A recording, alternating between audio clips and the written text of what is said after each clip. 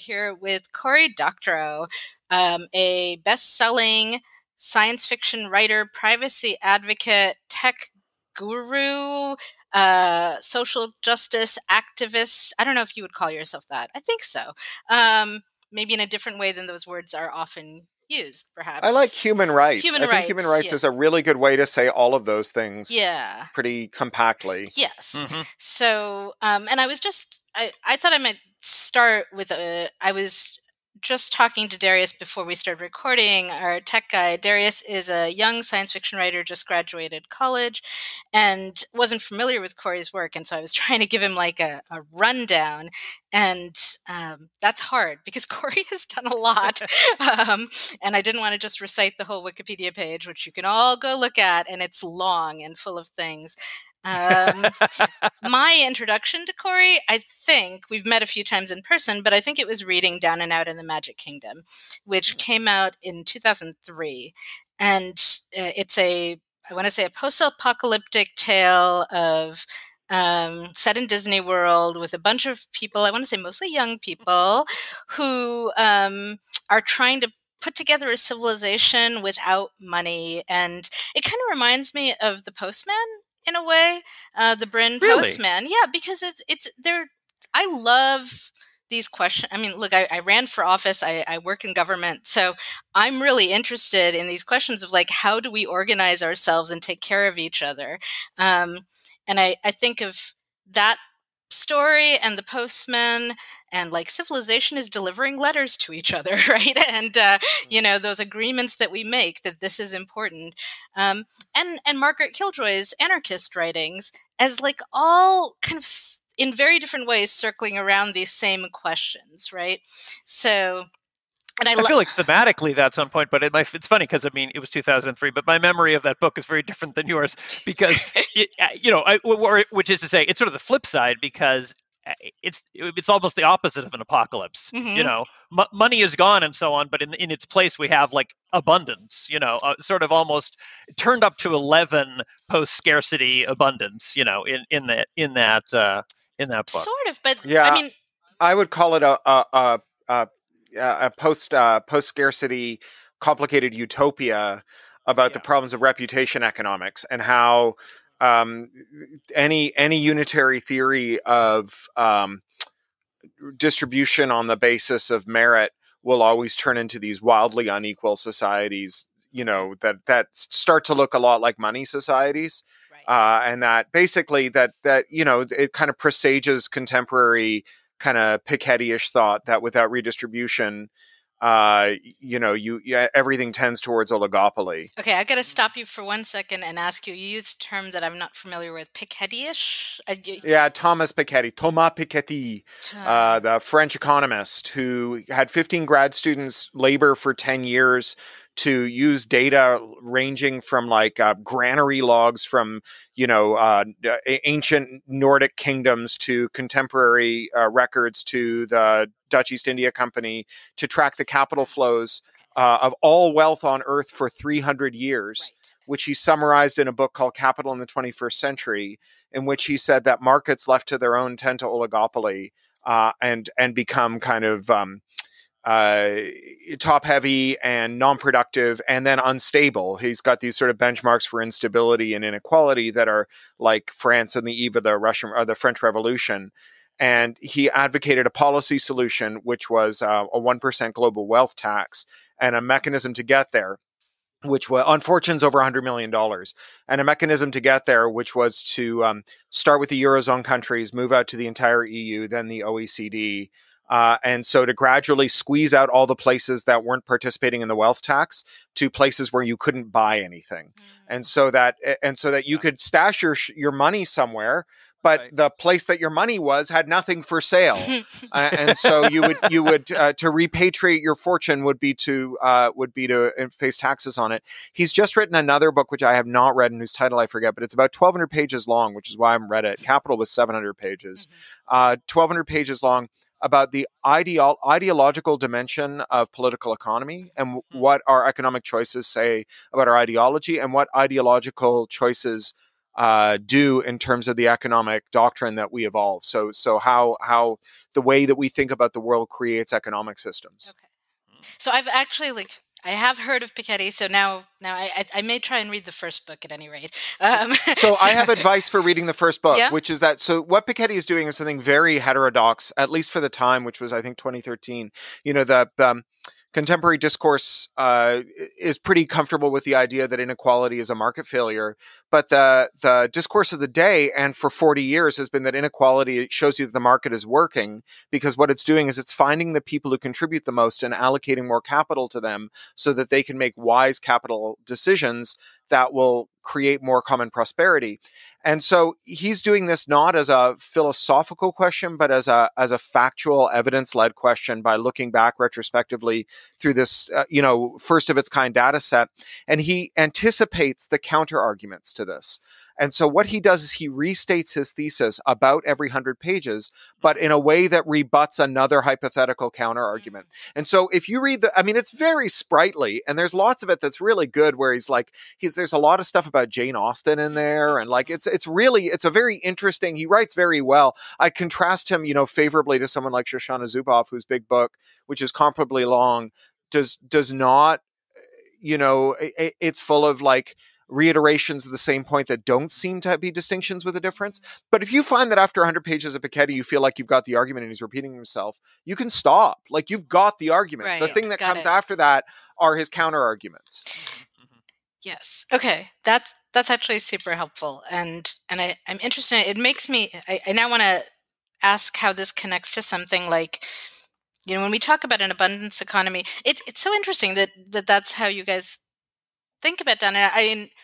I think what stood out to me about Down and Out was what you say about the reputation economy then reproducing the standard economy, right? And Cory used this term, I think it was wuffy at that point, and this is before Kickstarter got big as a way of funding arts ventures and so on. But I feel like it presages it, this idea that if you have enough social capital, you can get cool shit done, even if you don't have a lot of actual capital on hand, which is great and also then problematic, right?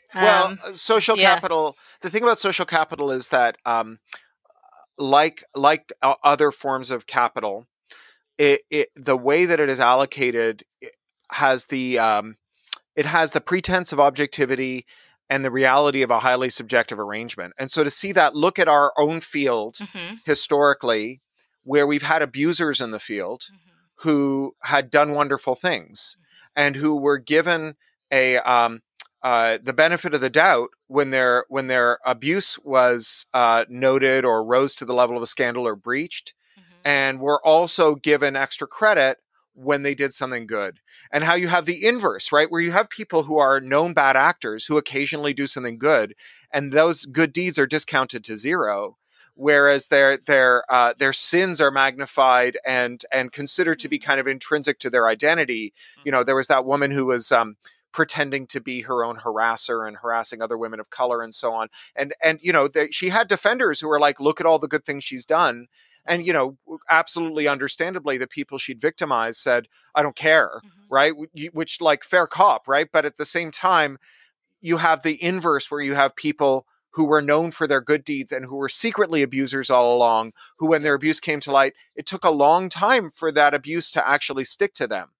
Well, and I would say in that sort of incidence, if we talk about somebody like, what in the astounding biography, that where we're talking about Campbell, we're talking about Asimov, and the specifics there, they also had sort of all of the societal privilege that would back them, right? So it's like their reputation, as opposed to, I think that the other thing you're referencing was maybe the requires hate sequence, right? Although, I guess sorry, go ahead. Well, I was just wondering, how much the difference in how those things play out, can be credited to how much other associated privilege you have, I think there's two things going on there, right? So the first is that there are definitely levels of privilege within our society, but it doesn't account. So that accounts very strongly for Campbell. It accounts much less strongly for Asimov, who was a refugee who was racialized, and who nevertheless was able to get away with abuse. So it doesn't tell you the whole story.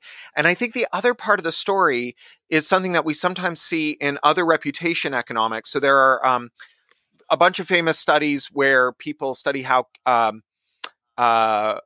bands become popular on campus, where they initialize a social, like a file sharing network, and they create different conditions in which a song is widely distributed at the start of the experiment, and then they see who becomes a fan of what the chart looks like after a certain number of rounds, and the chart is heavily dependent on the initial condition, and in general, the equilibrium that any multi-agent system reaches is highly dependent on initial variables. So, like, for example, we've just had this like big reset on how we like what our stable equilibrium might be for interpersonal relationships, conventions, business relations, and so on.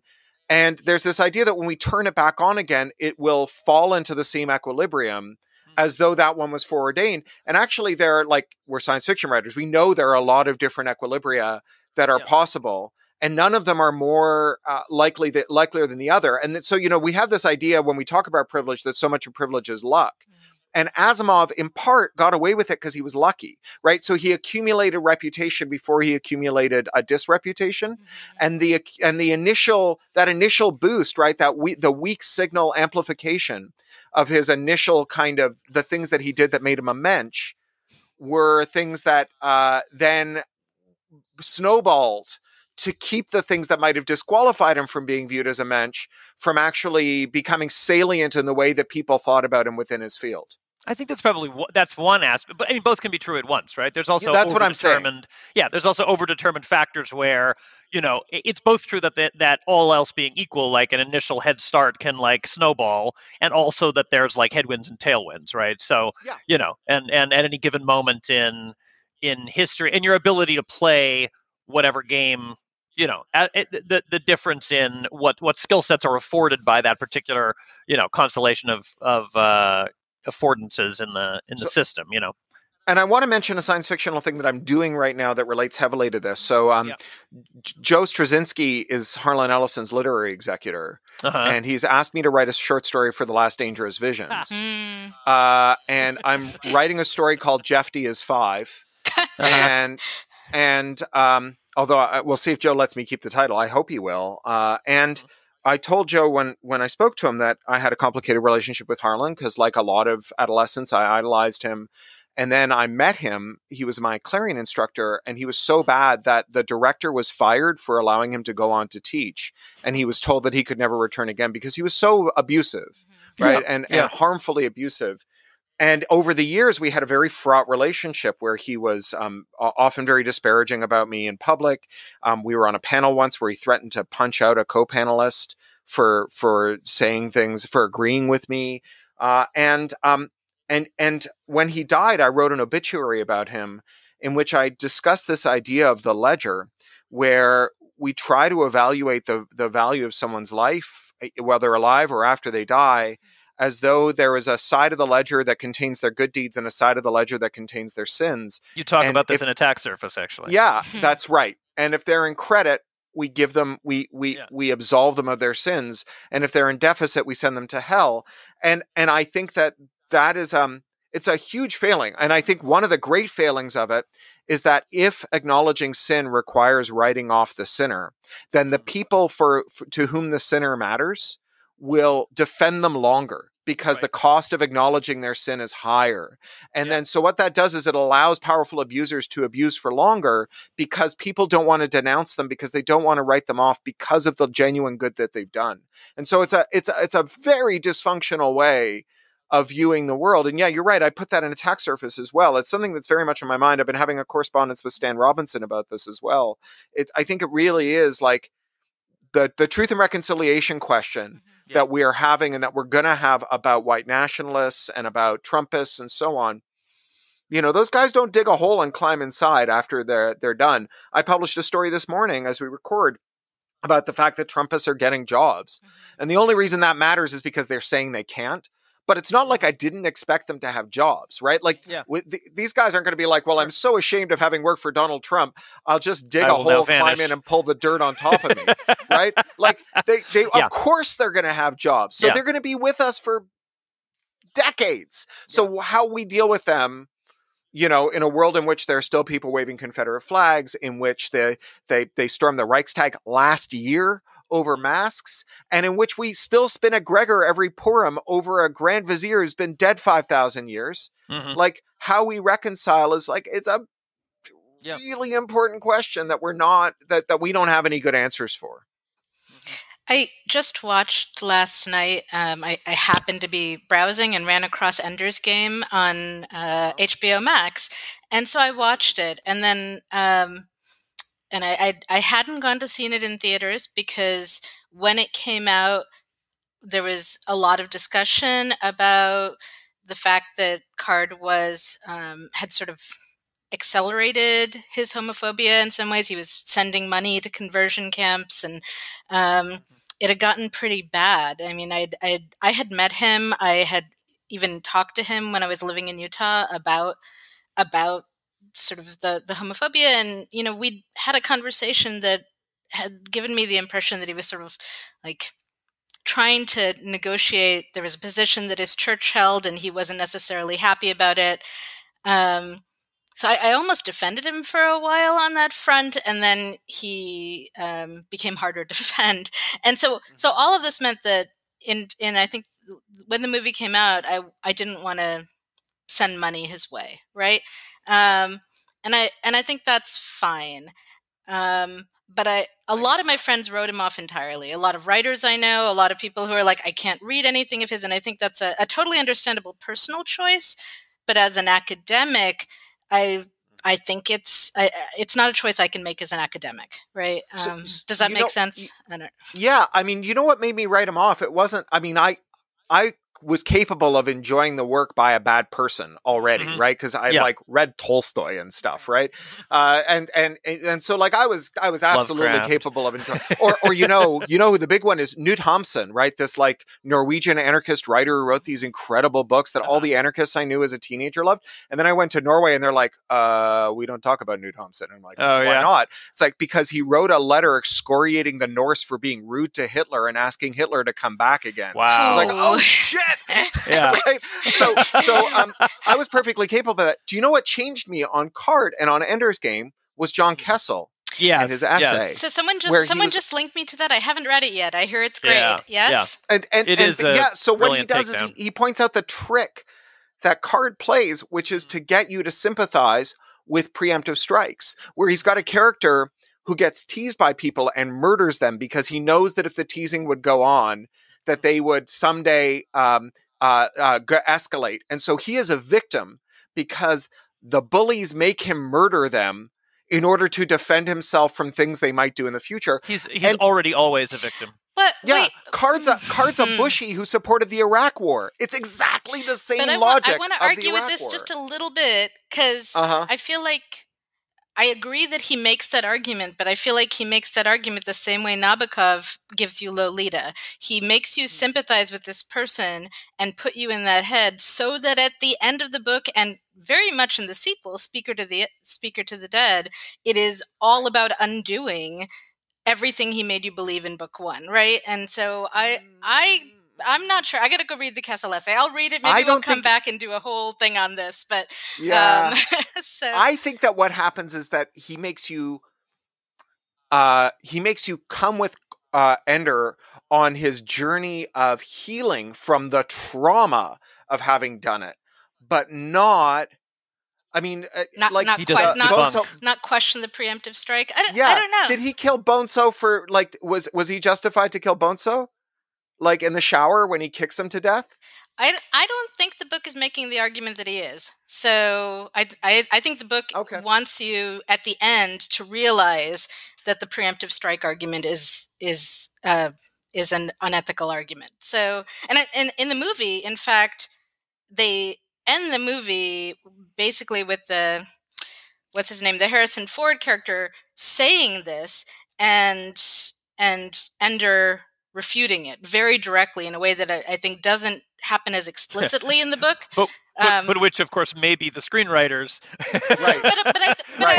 pushing the reading in one direction than the other. I understand, but it is the way I took it when I read it. So I agree with them on that reading, and so maybe Card doesn't make it explicit enough. Maybe, I don't know. But anyway, okay. Well, and also the like book, Starship Troopers the movie, which refutes Starship Troopers the book. Yeah, and there's a hilarious interview with the screenwriter in the Sci-Fi Channel magazine when it came out. When I was writing for them, I used to get it, and it was like I got asked to write the movie script, and all I could remember were these cool fight scenes with the bugs and the powered armor suits. And so I went back to read it, and there's like one of those at the beginning, one of those at the end, and then 9 chapters of lectures about the nature of the franchise in light of military service that are not just grossly offensive but fantastically dull. And so I had to just make up the second act. But so why I think that Kessel's got the right read, because Card told us he did when he went out and stumped for Bush's war in Iraq.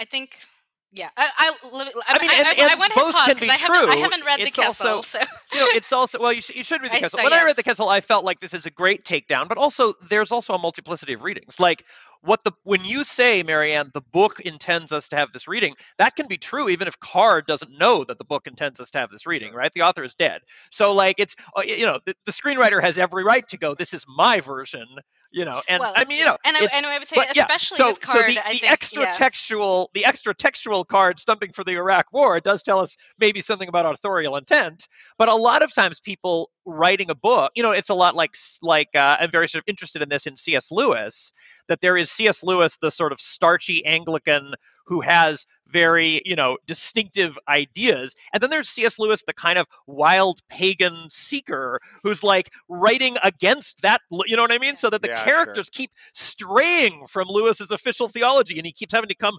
smack them back. And I think we talked about this before, but I was on this panel about the problem of Susan. Where and I had recalled that Susan is a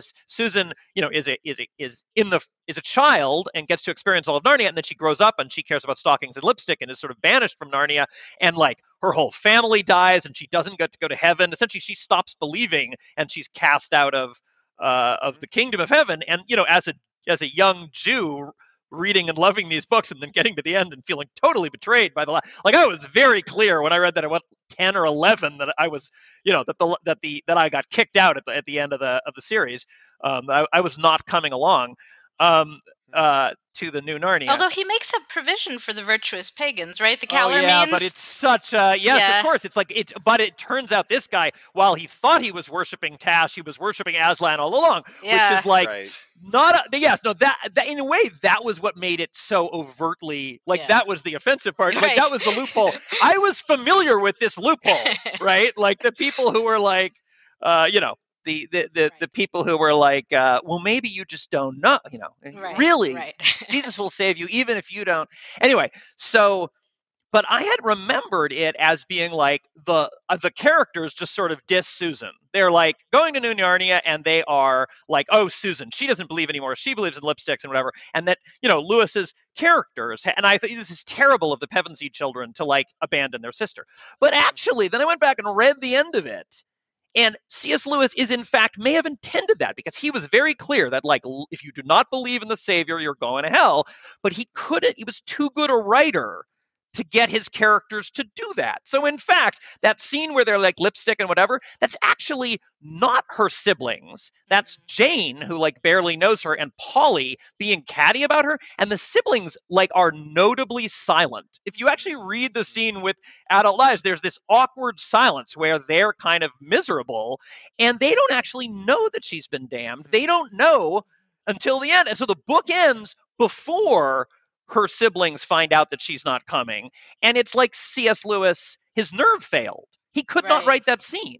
His theology said that was just, but he could not write a scene in which Aslan explains to Lucy and Peter and Edmund why Susan doesn't get to come. Yeah, that really exposes some of the intrinsic contradictions that Dante gets at, right? That to have a God who is just and merciful and yet maintains a dungeon is a hard thing to reconcile. Yeah. but I mean, well, I guess what I'm saying is sometimes your authorial brain is like better than you are as a person. Well, I suppose it could also be worse, but you know what I mean? Like, well, I think I'd phrase it as like, I hope that when I'm being judged at some point, if my writing reveals a better sense than what I was explicitly saying at the time, that people will take that into account, right? That well, look, I mean, yeah. So, I mean, so many of us write to figure out what's going on in our heads. So when I joined the call, you guys were talking about Someone Comes to Town, Someone Leaves Town, and Marianne, Yes. I think the first time I met you was at that con. What was the con that used to wander up and down the West Coast? It was like 50 people. I know the one you mean. Potlatch. Potlatch, Yes. yeah. And then like we had a group reading in a hotel room with a bunch of the Strange Horizons people. So Someone Comes to Town, and that's where I read the opening chapter of Someone Comes to Town, Someone Leaves Town, which I'd just written. And the story of that book is that I was working on a different book. My parents came to visit me in San Francisco. We went up to Napa, got an Airbnb. I couldn't sleep, or not an Airbnb, a B&B. Couldn't sleep. Middle of the night, I banged out 10,000 words, went back to bed. Read it to you guys, and then forgot about it for the next 3 years. Mm-hmm. And then got stuck in another book, which I ended up throwing away. And as therapy, I started writing a new page on this book every day, this weird book. Mm-hmm. And I got to the end, and I realized that the ending that I was writing towards was not an ending that I liked, and that I was going to have to like completely conceive of a new ending. Wandered around in a funk for 2 weeks, came up with a new ending, wrote the ending, printed it out, turned the manuscript over to start rewriting from page 1 so that the head I just grafted onto this body would match, and foreshadowed in the first paragraph that I'd written in Napa was the ending I'd just written. You know? Yeah. And like that's always going on, that we're revealing things that we don't know about ourselves in our work. I mean, that's why we tell people to do art therapy, is to find out, you know, to connect to parts of your mind. I also think that what goes on when we write is that there's an autonomous process that builds up models of the people in our lives so that we can anticipate how they'll act. And that process doesn't require conscious intervention. And it's what happens when we read, you know, that autonomous process just creates these models. And that's where our empathy comes from. That's why we feel empathy. And I think when we write, the same fucking thing is going on, that when you start writing, there's this very artificial, like doing a puppet show for yourself, like, hey, everybody, let's go on a quest. That sounds great. and then at a certain point, you know, the engine turns over and the characters, quote, start telling you what they want to do. Yeah, you've convinced yourself that these fictional entities are real. Like, you've 100%. Convinced your hindbrain that they exist. You're breathing your own farts and you don't know it, right? And this is why, if you stop and you rewrite in the middle of a story and you forcefully remind yourself that these are imaginary people and not real, you have to start. You have to start over again. That the engine dies.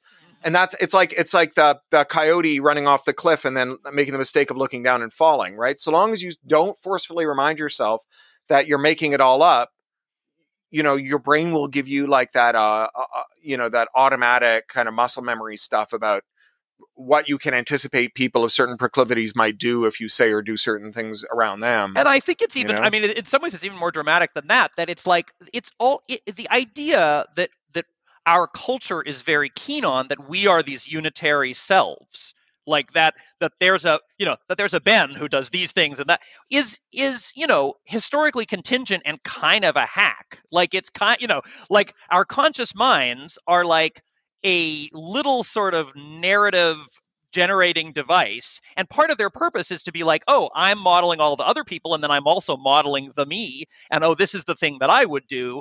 But if you like the experience of like moving from one culture to another, you know, like I have a different personality in Italian and in German. You know what I mean? Like, once you acquire kind of a different, and you know, a lot of what keeps us believing that we're sort of unitary selves is that we have all these self-reinforcing processes of routine and our social world that reflects back what we're like. Everybody knows what we're like.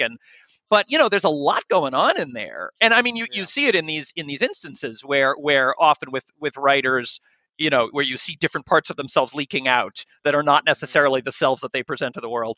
Because it's also a gift that we get to be different people, because we get to revise. We get to go write things down and then live in this imagined world and then go back and look at it and tweak it and mirror it back to ourselves and feel like, is this convince me?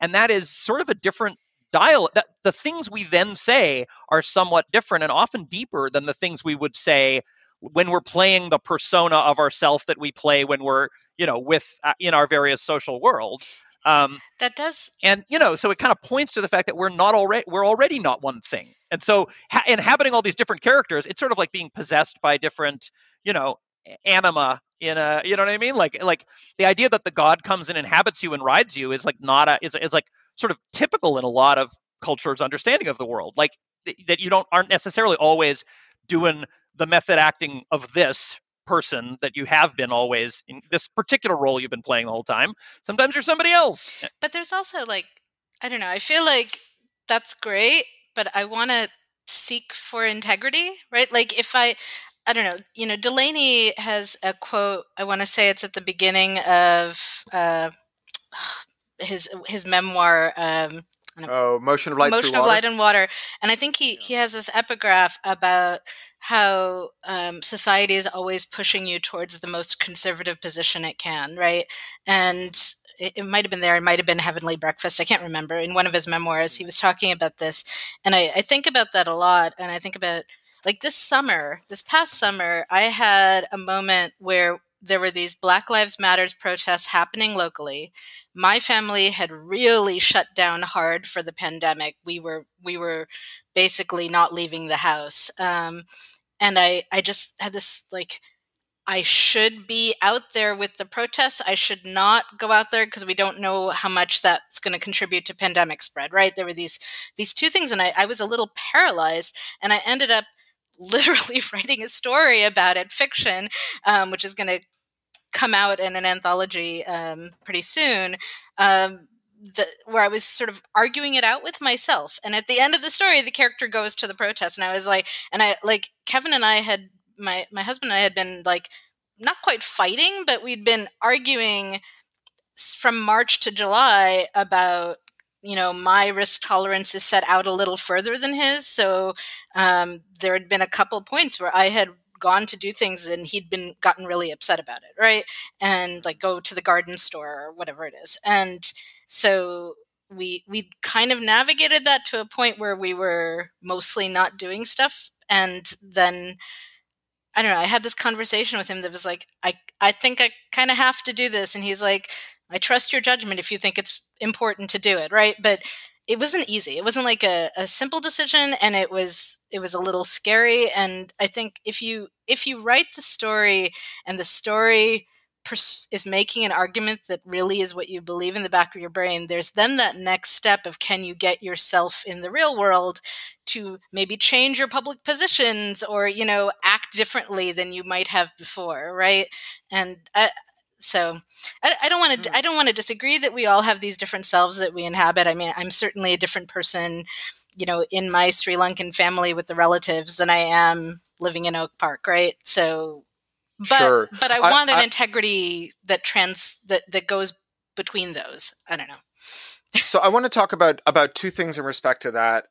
The first is this Delaney quote, which I'd forgotten, but which really chimes hard. And it reminds me, gosh, I'm just blanked her name, but there's a woman who's wrote a tremendous essay about the conservativeness of AI, that machine learning, because what it is it's a statistical projection from previous trends. Yeah. That machine learning wants you to do what you did, right? Like it wants you to take the route that you took before. It wants you to autocomplete a phrase with the word that you usually autocomplete it with, or that most people autocomplete it with. And then and so if it doesn't know what you do, it wants you to do what the median person does. Right. And so there's this. It is in this formal sense very conservative because it supposes the future should be like the past. Homogenizing, normative. Yeah. And then the other thing I wanted to talk about was we're having this vast debate now about content moderation, especially in respect to Parler and Trump and the big tech platforms. And I think that my way of boiling this down is it's really clear that the platforms exercise bad judgment and that their bad judgments have enormous consequences. And I despair of making their judgment better but I think that we can reduce the consequences of their errors by making them less powerful. And that those are two opposite poles, because the more we hold them responsible for their judgment, the more power we have to give them to stop users from doing things that might interrupt their judgment, like evading content filters or whatever, or making interoperable services. And the reason I think that their judgment won't get better is in part because there's an impossible task here, and that impossible task is to reconcile not just 2.6 billion users in 150 countries in Facebook's case, and all of the different norms that exist across those, but the different norms that exist within a given user, right? Like, I'm talking to you guys in a way that I don't talk to my daughter or my boss or my wife or a cop. And if I talk to everyone the same way, I would be a fucked up and awful person, right? And so, like, the idea that you can, like, so I can imagine a community where it says that the register that we speak in is the register we speak in as among friends, in which there would be certain things that would be within bounds, that would be absolutely off limits if it's like, we are the community that we speak in as among people who are work colleagues. And the idea that Facebook can set a policy that tells you when someone has to be drummed out of the community that can account for those two contexts, it's like, it's beyond a difficult problem. It's an impossible problem. And the way that Zuck finesses it is he says that if you have more than one way that you present yourself to the world, you are two-faced and dishonest, which is the most terrifying sociopathic element of his entire doctrine, really. The idea that you should just pick one facet of your identity, and you should present it to your toddler and to a cop and to a judge and to, the crowds as you campaign for office. And it should all just be the same voice. What a ghastly and ridiculous thing to say, and how badly that cuts against authenticity that you're talking about, Marianne, that you cannot be your authentic self unless you can be more than one self. And how do you minimize? I'm interested in the second question. So what do you do then to minimize the consequences? Pluralism. Like, what does that look like? Yeah. So, mechanically, in terms of the law, we do two things, right? We do preventative and corrective things. So the preventative things is things like merger scrutiny. Just don't let them buy their competitors anymore. Companies weren't allowed to buy the competitors between the New Deal and Reagan. Yeah. Then we allowed them to buy their competitors, and now like every fucking industry is down to 4 companies, right? Yeah. So like all this mystical horse shit about network effects. Network effects aren't why there's 1 wrestling league and 2 beer companies, right? Right. And Google doesn't have network effects. Google bought every successful product they have except for search and Gmail, right? Yeah, everything that they made internally failed. It didn't succeed because they had network effects. It failed because they're not good at making products. What they're good at is buying companies that are productive. Yeah. Right. Yeah. And so we just stop them from buying competitors, merging, whatever. Right. So those are preventatives. Another preventative is really it starts with Teddy Roosevelt. I mean, even never mind the New Deal. Like it's the progressive era that started that, really. Yeah. Yeah. Yeah. Absolutely. So we just bring back the New Deal, right? And another preventative is we zero out the relatively new doctrines, the 10, 15-year-old doctrines that say that copyright law, patent law, cybersecurity law, trade secrecy, anti-compete, and binding arbitration can be used to criminalize interoperability. That, historically, like Facebook was able to make a tool that would go to MySpace and get your waiting MySpace messages and put them in your Facebook inbox. So you didn't have to choose between where your friends were on MySpace and where the user interface was better, Facebook. You could get the best of both worlds, even though MySpace didn't like it. And when someone did that to Facebook, a company called Power Ventures, they argued that there was a radical interpretation of this Ronald Reagan era law called the Computer Fraud and Abuse Act that was passed in a moral panic after the movie War Games came out. Just awful, right? That made it a cybersecurity violation, a criminal cybersecurity violation to violate their terms of service. And, that has had this ghastly chilling effect. Same with anti-circumvention and software patents, all these things that are used to block the interoperability that made these companies dominant, right? Apple rescued itself from the scrap heap of history by cloning all of Microsoft's Office formats and making iWork so that you could have a Mac in a Windows environment, which was effectively impossible before then because Microsoft made only cursed versions of Word for the Mac. And if you ever opened a Word document in Word for the Mac, it could never be read by any computer ever again, right? So they didn't beg Bill Gates to fix it. They just knocked it off. Well, do that with iTunes today, and Apple will turn your home into a fucking crater, right? And so we just, again, like these are preventatives. We just do away with the things that companies use to maintain monopolies. Yeah. And then the correctives start by unwinding all of the mergers under false pretenses. So Facebook promised it wouldn't merge the back ends of WhatsApp and Instagram. They lied. Make them divest. Facebook says they shouldn't be forced to divest because it would cost too much. That's why they should be forced to divest, right? So that everyone knows that if you lie, it costs. Right. So that's that, so unwind those false mergers, make Apple divest of YouTube and its ad tech companies, which they promised they wouldn't merge data with, and which they did. If you lie to get a merger, you have to unwind the merger because you lied. Right. That is the natural penalty. And then beyond that, structural separation. If you own a marketplace, you can't be in the marketplace, right? If you own a freight company, you can't also own a railroad.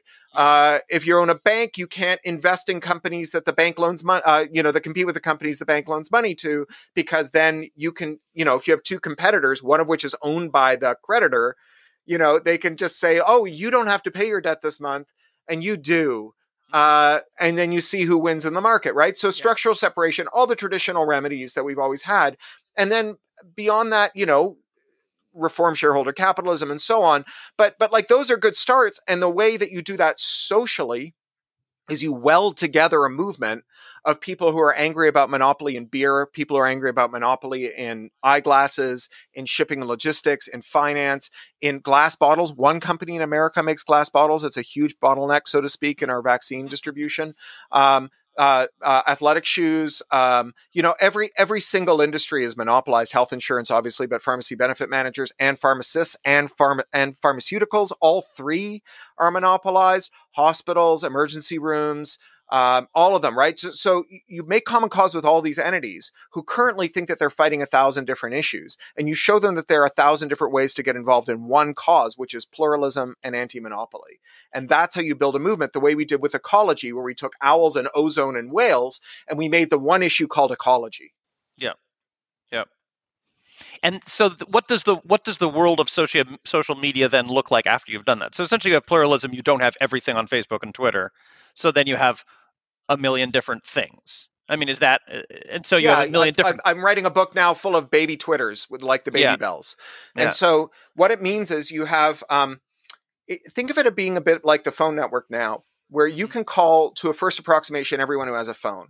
But every now and again, you'll get these little countries that decide that adhering to the common standards about what constitutes a good phone company is less important than the kind of national priorities. And they'll do things like, sometimes it'll be a scam where if you call them back, the long distance tariff is like 10,000 times what it was otherwise. And then you get these American companies that set up havens in these island nations that then place calls to people and say, please call me back. And then you get this giant phone bill, you get split. And then what happens is the phone companies break from them. So imagine that you've got 1,000 Mastodon instances, 1 million Mastodon instances.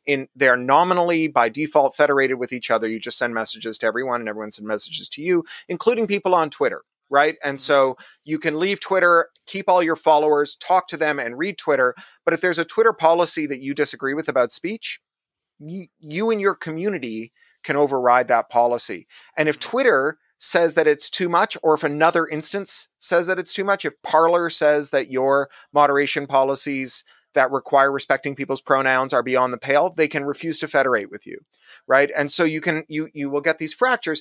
Now, you living in the hive of federalism know all the problems and all the benefits of that kind of federalism. It's cantons where women can't vote, but also cantons where you can smoke weed 50 years before anyone else can, right? And I'm not blind to those problems, but the more you devolve highly situational, community-oriented choices to the communities themselves, and the more freedom there is, the less friction there is to move between communities if it turns out that you're being punished for being in a minority, the closer we get to the kind of self-actualization and self-determination that I think we all intuitively understand is good for us. So, okay, I have a governmental question then. So, in general, this federalism versus states things we have in the US, I understand the arguments for why it's set up that way and the benefits of, I think Bujold even puts it in one of her Miles Vokorskin books. There's a moment where they get Barriar to switch to letting people just move from district to district, and now people can vote with their feet for whichever count is doing a better job for their people, right? So that all makes sense to me. It's and clearly there is vast danger in autocratic government, right? Which I think you are keenly aware of, having this large, powerful autocratic government. I think we're seeing some of the problems right now with pandemic vaccine distribution in the US and in general handling of the pandemic, because the federal government devolved so much to states. We're seeing just horrible mismanagement in how that's played out. And if, I don't know, there's such a cost in human life to that. It's hard to stand by and watch, even if you believe in the larger principle, right? And on a very local level, so I guess one question is like, can there be exceptions? Like, are there places where it makes sense to have federal response, such as in the contagious disease arena, right? Where, like it's just like something that dealing with it individually is not going to be functional in a lot of ways. Yeah. And then wait, one more question, and, Sure. and then I'm going to turn them both to you. Is on a local level, on the communications front, one of the things that we've really found very difficult in local government, I'm on the library board now, I'm running for school board, and I just went to a thing on Saturday for incoming candidates talking about how we all want to communicate with the public and we want to get their feedback, get their input, and also like just let them know this is what we're doing. And it's really difficult because there's a segment that reads the newspaper, there's a segment that's on Facebook, but only in certain like the Facebook mom group is probably the best way to get news out locally, but even that's only hitting a certain demographic. I mean, that's that has like 10,000 members out of a 15,000 person community, so it's pretty good. But not everyone goes every day, and the teens aren't on it, and the 20-somethings aren't on it, and so I'm worried about the balkanization. And I don't know how to fix it. How do you govern well if everyone and listen to the voice of the people if the people are all on 1,000 different communications platforms? Mm-hmm. So those are my two questions. Yeah. So hang on a second. And I'm sorry, Cory. Like I don't expect you to solve all political problems. No, but I do have answers for both of those, though. So on the question of federalism, so one thing I want to make clear is that I'm analogizing to a government. Mm-hmm. But it's not a government, and private entities are not governments. The governmental choices, right? So there's some content that is unlawful irrespective of where it's posted. It's not a matter of norms, it's a matter of laws. So child sex abuse material, for example, is unlawful irrespective of its context. That's there are liminal cases. You mentioned Lolita, but we could also talk about the problems that people have had posting the iconic photo of the young Vietnamese girl who's been attacked by napalm and so on. And there are the CSAM is not the same thing as a picture of a naked child. Right. And so it's there's still going to be judgment calls, but nevertheless, those contours are contours to be made by accountable democratic authorities. Mm-hmm. And to the extent that those contours are then tweaked by private entities, right? So say you have a private entity that says no pictures of naked kids at all, right? Like, I don't care if it's your newborn and you're posting a picture of their cute tush, just like that's not going to happen in my community. That's fine, right? Mm-hmm. But you should also be allowed to go somewhere else or be in more than one community. Mm-hmm. But the place where the choice should be made about what is lawful and what is unlawful, as opposed to what's undesirable and what's desirable, that place should be in an accountable rule of law government, mm-hmm. not in a private firm, not among friends. Right. I might decide that it is absolutely unacceptable to dead name a trans person, mm-hmm. and tell you that you can't be in my good books, in my company, in my friend group, come to my signings, whatever, if you do that. But it is not my place to say in your home, you should face sanction if you do it. I can still say you're a bad person for doing it, right? But I can't say you should face sanction. I can only sanction you in those places where I'm a member of a community and I'm not a member of your home, right? And so that if we decide that dead naming should be prohibited irrespective of the speech forum, that's a thing that we enact through our states, right? Which have rules, and those rules are complicated and they're not always perfect about how you protect minorities from majorities and so on, and how you prevent overreach. And we may decide it may not be a thing that we can do, right? We may decide that like the perimeter we draw around offensive speech is the perimeter around the communities that we're members of, not the world in general. And one of the things that comes up whenever I talk about interoperability and decentralization is, well, then how will we stop Parler? And almost everything on Parler was not unlawful. It's just stuff we disfavor, and that makes us uncomfortable. And the way, if you really feel that some speech is so beyond the pale that no one should be allowed to utter it, then the appropriate forum to pursue that in is with a government that is responsive and follows the rule of law.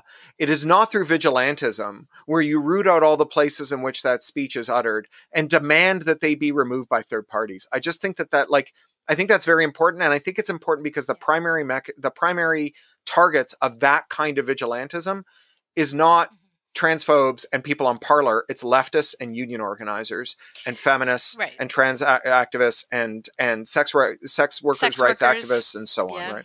Yeah. And sex workers themselves, right? And I agree with all of that, right? I mean, so sure. So just to be clear, I just want to, the state thing is an analogy. Right. We federate the communities, but the actual governance, the last line of governance is a government, not a corporate cartel.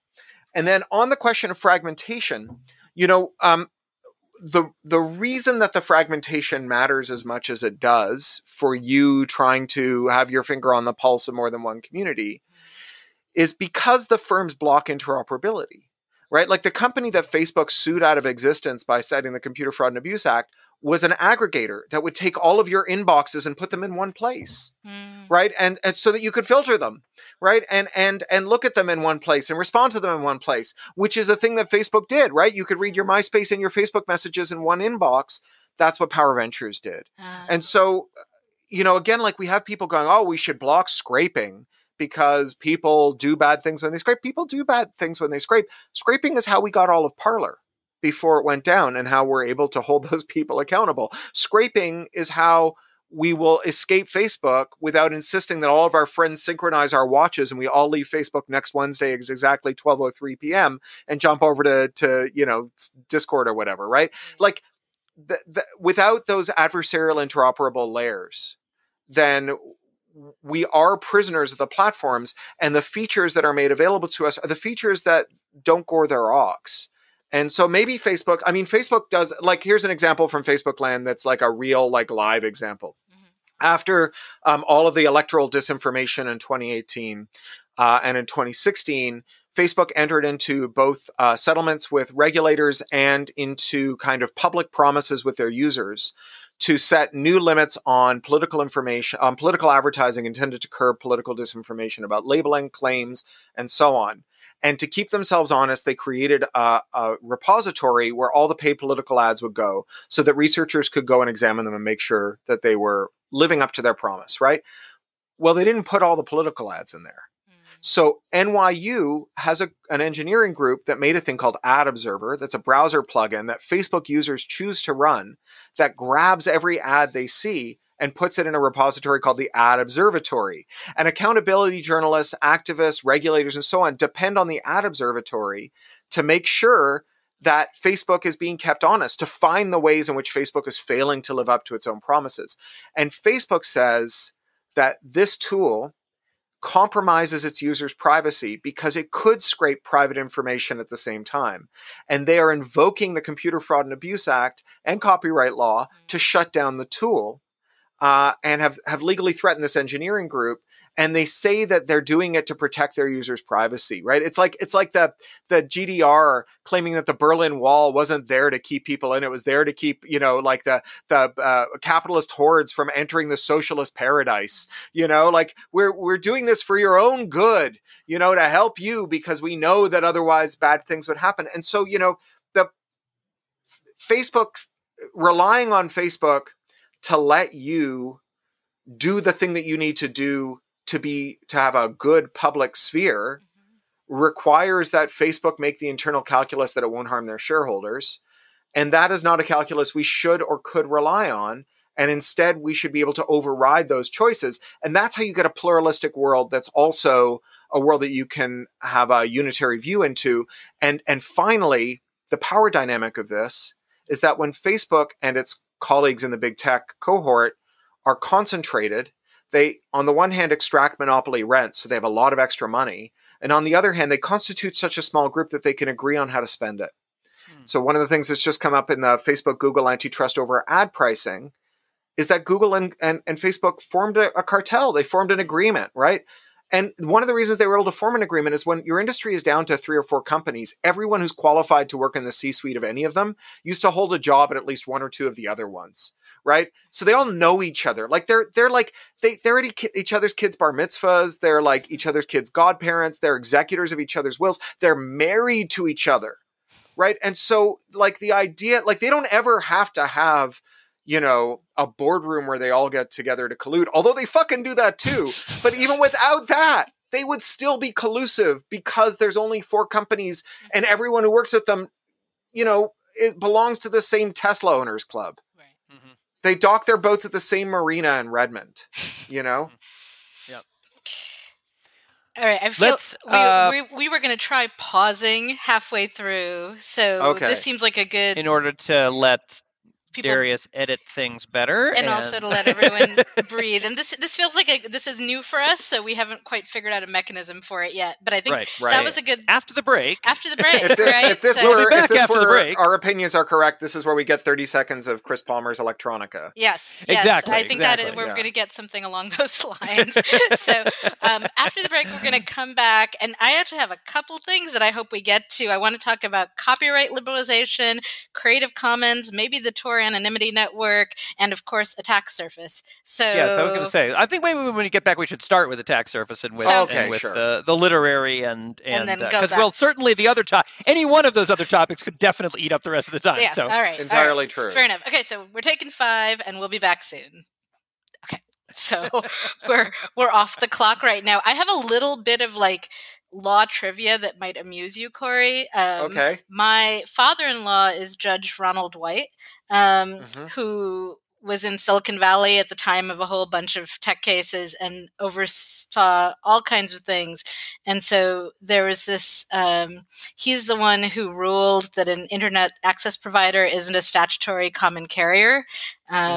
And which led to the passage of the Communications Decency Act and CDA 230, which is the source of all of our fighting today. Yeah. Yes. So I feel somewhat guilty about this because he talked to me, because at the time I hadn't been dating Kevin very long, but we were visiting and he was not an internet person. And so he had a conversation with us over dinner, and we, what we said at that moment was something about like that. It turns out that it's it all would your be fault. Well, a little bit. That like I think in the ruling he says it would be unreasonable and unworkable to hold an internet access provider liable for setting up a system that's necessary for the functioning of the internet, and that an internet access provider is functionally equivalent to a photocopier machine that makes copies at a user's request. And I'm pretty I don't remember everything we said that night, but I'm pretty sure that Kevin and I probably said things like that in our 20-year-old selves, and not. And I don't even know that that's wrong, but I was like, did not see what would come from it, right?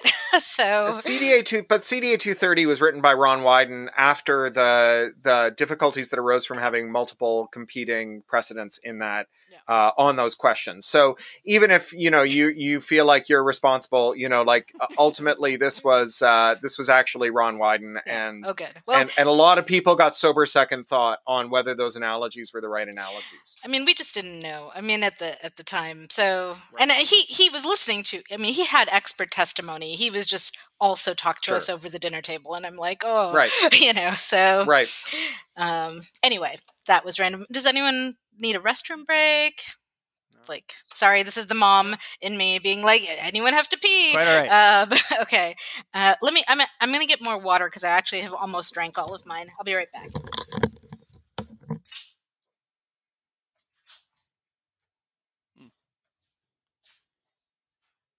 That's quite a room full of stuff. Oh, you should see the rest of it. Hang on. Wow. There's the laundry machine. Awesome. Yeah. This is. Are you on the campus, or do you just have a room in your house that looks a lot like? I'm at work, actually. No. It's like my house is very crowded and full of people, so it's very hard to record with any non-interruption. So, I mean, this is where I have the key. It's a pandemic, but it's Sunday night, and there's not going to be anybody. There hasn't been anybody here for. I don't actually think anybody's. I'm hoping nobody's actually coming in during work hours, because it's the kind of thing where it's highly discouraged, but I don't think technically illegal. So some people might, but I take the advantage of sneaking in. Take the opportunity to sneak in on Sundays. So I hear you. Yeah, I think I think we should alternate, leaven the very heavy political topic. It would be interesting to talk about parenting. It would be interesting to talk about how the pandemic's been. I don't know what's going on in science fiction. Do you see that there was someone who got arrested in I forget where, some suburb of London, who's for holding a big party, and their defense was they didn't realize that there was a pandemic because they don't watch the news. Oh yeah, okay. That's a very dumb excuse. Apropos there being multiple channels. Yeah. Yeah. That's pretty impressive. Yeah, this is like the story about the Japanese guy. It's like the Japanese imperial soldier on the island who's still fighting World War II 20 years later, right? Yeah. Sure. All right. Well, I applaud the attempt to leaven, although I think Cory is by nature dense, so this is going to be an interesting challenge.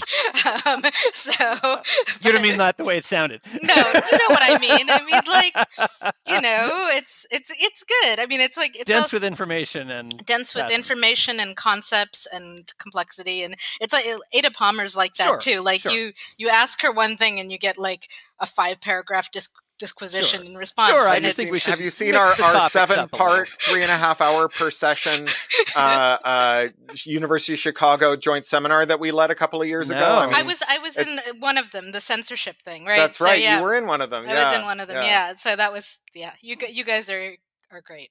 So anyway, okay. Let's say that we're coming back now. So Darius, we're back. So we have to figure out the intros and outro stuff. So we're back. We're back. It's Ben Rithma, Marianne Moenraj, back with Cory Doctorow, author of Attack Surface and many other books. And can I suggest an alternative to "We're Back"? Oh yeah, please. Jesus Christ, stop doing that! All right. Yes. Maybe we'll try that out next time. Oh, we're back! Just make it spicy. Sorry. And we're going to talk about books. We're going to talk about writing. So Attack Surface. So I have just started Attack Surface. I'm a chapter in. I marked one quote that I really want to ask you about. Ben has read the whole thing, and so I sort of feel like I should start up with my quote and then hand it over to Ben. I'll say this is in the universe of Little Brother, which I've also read and very much liked, but it works as a standalone novel. You don't need to read anything else beforehand. Cory's holding up video showing you Little Brother and Homeland, 2 of the previous books, so you could go back and read them all. But I think this really works if you just are dropped right in. And the quote, the first chapter, I feel a little attacked. So I'll just say, I am there's a, the book opens with someone who's an expert in security, cybersecurity stuff, and is so incredibly frustrated with how lax everybody around them is, and their lives are in danger. And, I am the person who will write the password on the Post-it and stick it on my computer, right? So I have no security except what is forced upon me. And it's and in general, I think I very much appreciate that privacy is important, and that people will be abused if we do not have systemic privacy protections in place. My daily life is almost like I have the luxury of being able to be pretty close to completely transparent. But that is a luxury. I have a lot of privilege to be able to do that and not have it affect, my ability to have a job or a house or keep my kids, right? So in another time or place, that wouldn't be the case, right? So I guess I wanted to put all that out there, because when I start reading this book, it's a little bit of like Cory is scolding me on every page. But I just want to say the book wrestles with that very thing, and comes to an elegant conclusion. And it's interesting. It's a book that's interesting because it's making a rhetorical argument, and I think this is not the only one of Cory's books that you could say this. It's almost a spoiler to not the plot, but like the intellectual argument that's going to be made about where to come down in terms of. All right. Well, so don't tell us where it's going to come down. Privacy. It's funny because I was sort of, one of the things that is keeping you excited through the book is this tension between, this is what it would take to protect us. That's never going to happen, though. And where is it despair the only response to this impossible task? And that in a way is like, has a lot to do with the protagonist's journey. So I'm going to read you 2 paragraphs, and then you guys can riff on it. So this is in chapter 1. Her friend, who is an activist in Oakland, is talking to her on the phone, not actually on the phone, on Signal, but anyway. I got an update this morning and I was about to run it when I got a binary transparency error. I almost just tapped OK, but then I remembered you telling me about it and how no one ever paid attention to it, which meant that bad guys might just try to chance it and backdoor stuff that has binary transparency turned on. But I have things to do that don't involve being a technology person, like fighting white supremacy. And then the tech person responds, yeah, that's how it goes for everyone. The radiologist who's scoping your tumor wants to know if you've got cancer, and if the only way to find that out is to plug in the network cable that's never supposed to be plugged in, then cancer wins 100% of the time. And I'm like right there with the radiologist, and I'm there with Tanisha. I'm like, yes, in some theoretical sense, security is important, but it's very hard to feel that in the moment. So okay, I'm going to hand it off to you. Yeah. Well, I think there's a couple of things going on here. One is that the first 2 Little Brother books were aimed, because they're young adult novels, were in part about inculcating in young people a view of the promise and the peril of technology, right? This can all be so great if only we don't screw it up.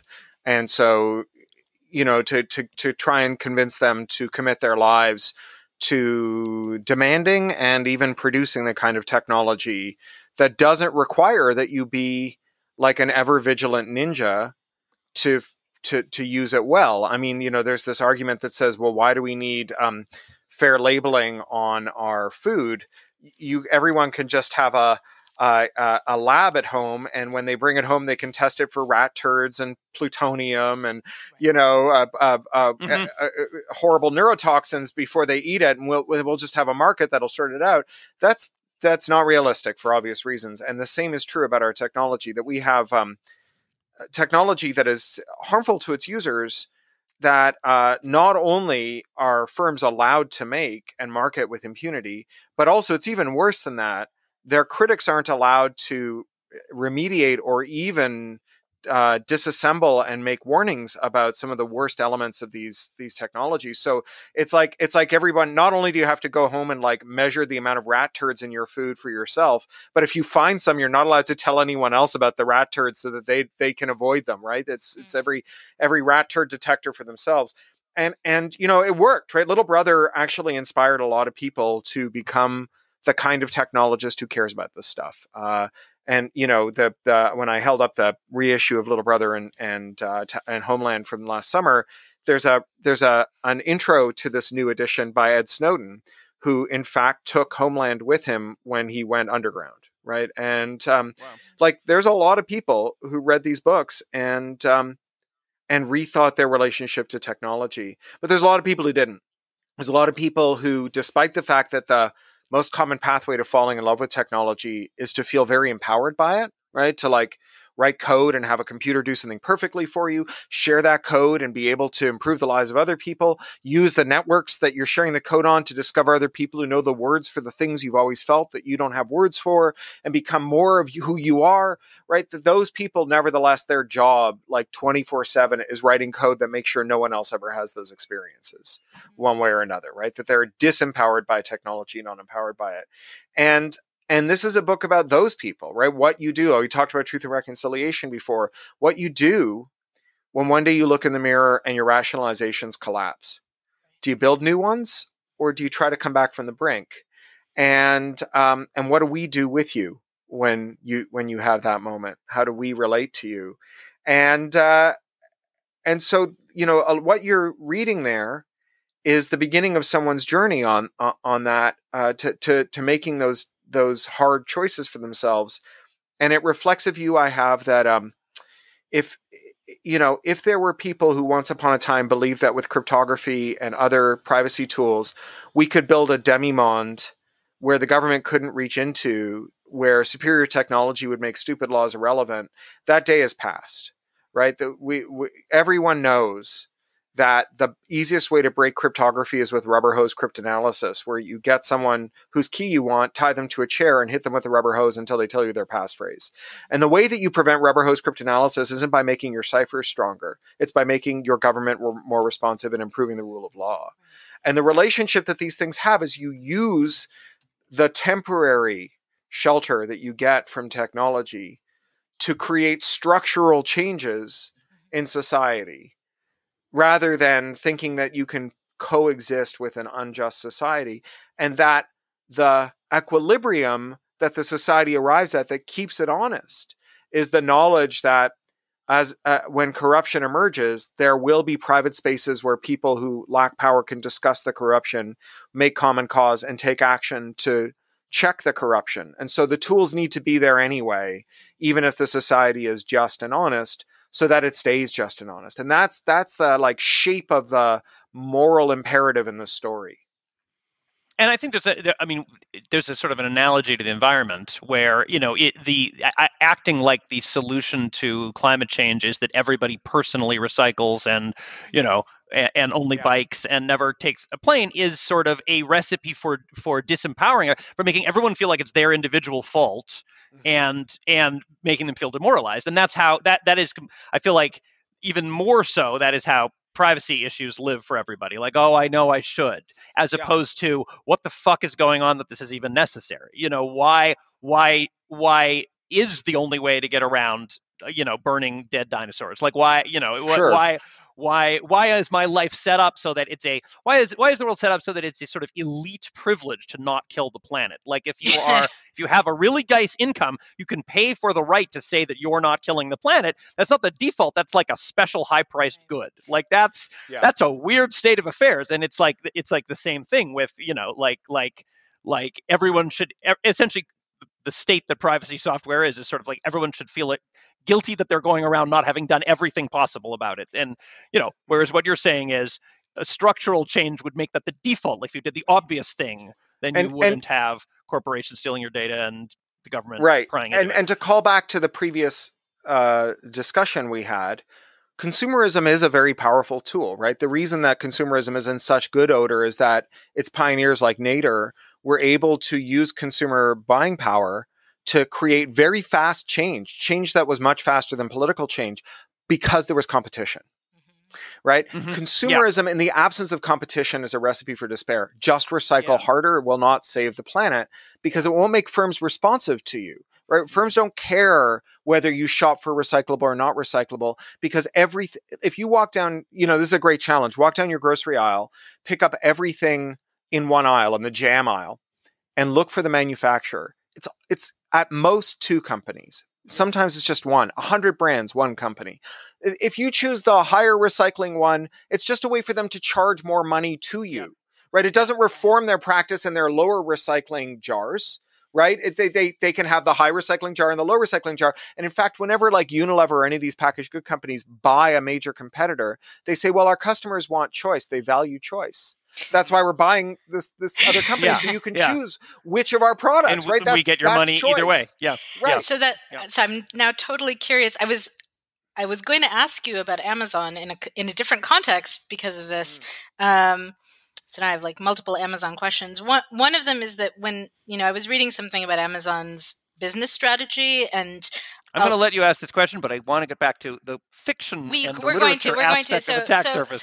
You may grill Cory some more on the how to fix the world. Both. Well, it was just for a bit. Why not both? Why not both? That's right. What I was going to say is one of the things that has made Amazon so dominant is the way that they reduce friction in the buying process, right? They are very, very good at making it super easy for you to do stuff. And so I've been thinking about that a lot in terms of government and things like sustainability and so on, right? Like the more we can make it easy for people to do good, the better, right? Like that's like it's just much more effective that way. People want to do, I sound like I'm blanking on her name, Eli Wiesel, right? Saying like, I still believe people are good at heart, but I do still believe people are good at heart, and most people want to do good. And it's a matter of like, how can we make it easier to do that?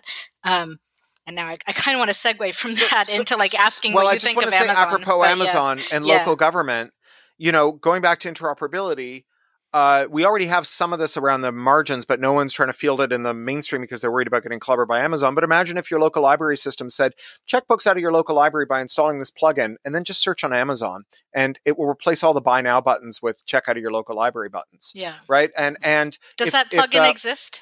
Oh, it does. The only reason it doesn't is because Amazon will sue you, right? I mean, it does, but it's not in the mainstream. Yeah, like governments don't. But library systems don't promulgate it. I can get it to my library. So tell me the name. Sure. Send me the name of it. I can't remember what it's called. It's been like 10 years since it launched, so it may not exist now, but it did exist at one point. Right. Check out books with bookshop.org, this kind of centralized repository for buying from independent bookstores. There's no reason bookshop.org couldn't be an IndieBound. There's no reason those couldn't be plugins to your browser that replace the buy it with Amazon to buy it at your local indie button, right? These are like not heavy lifts in terms of the software.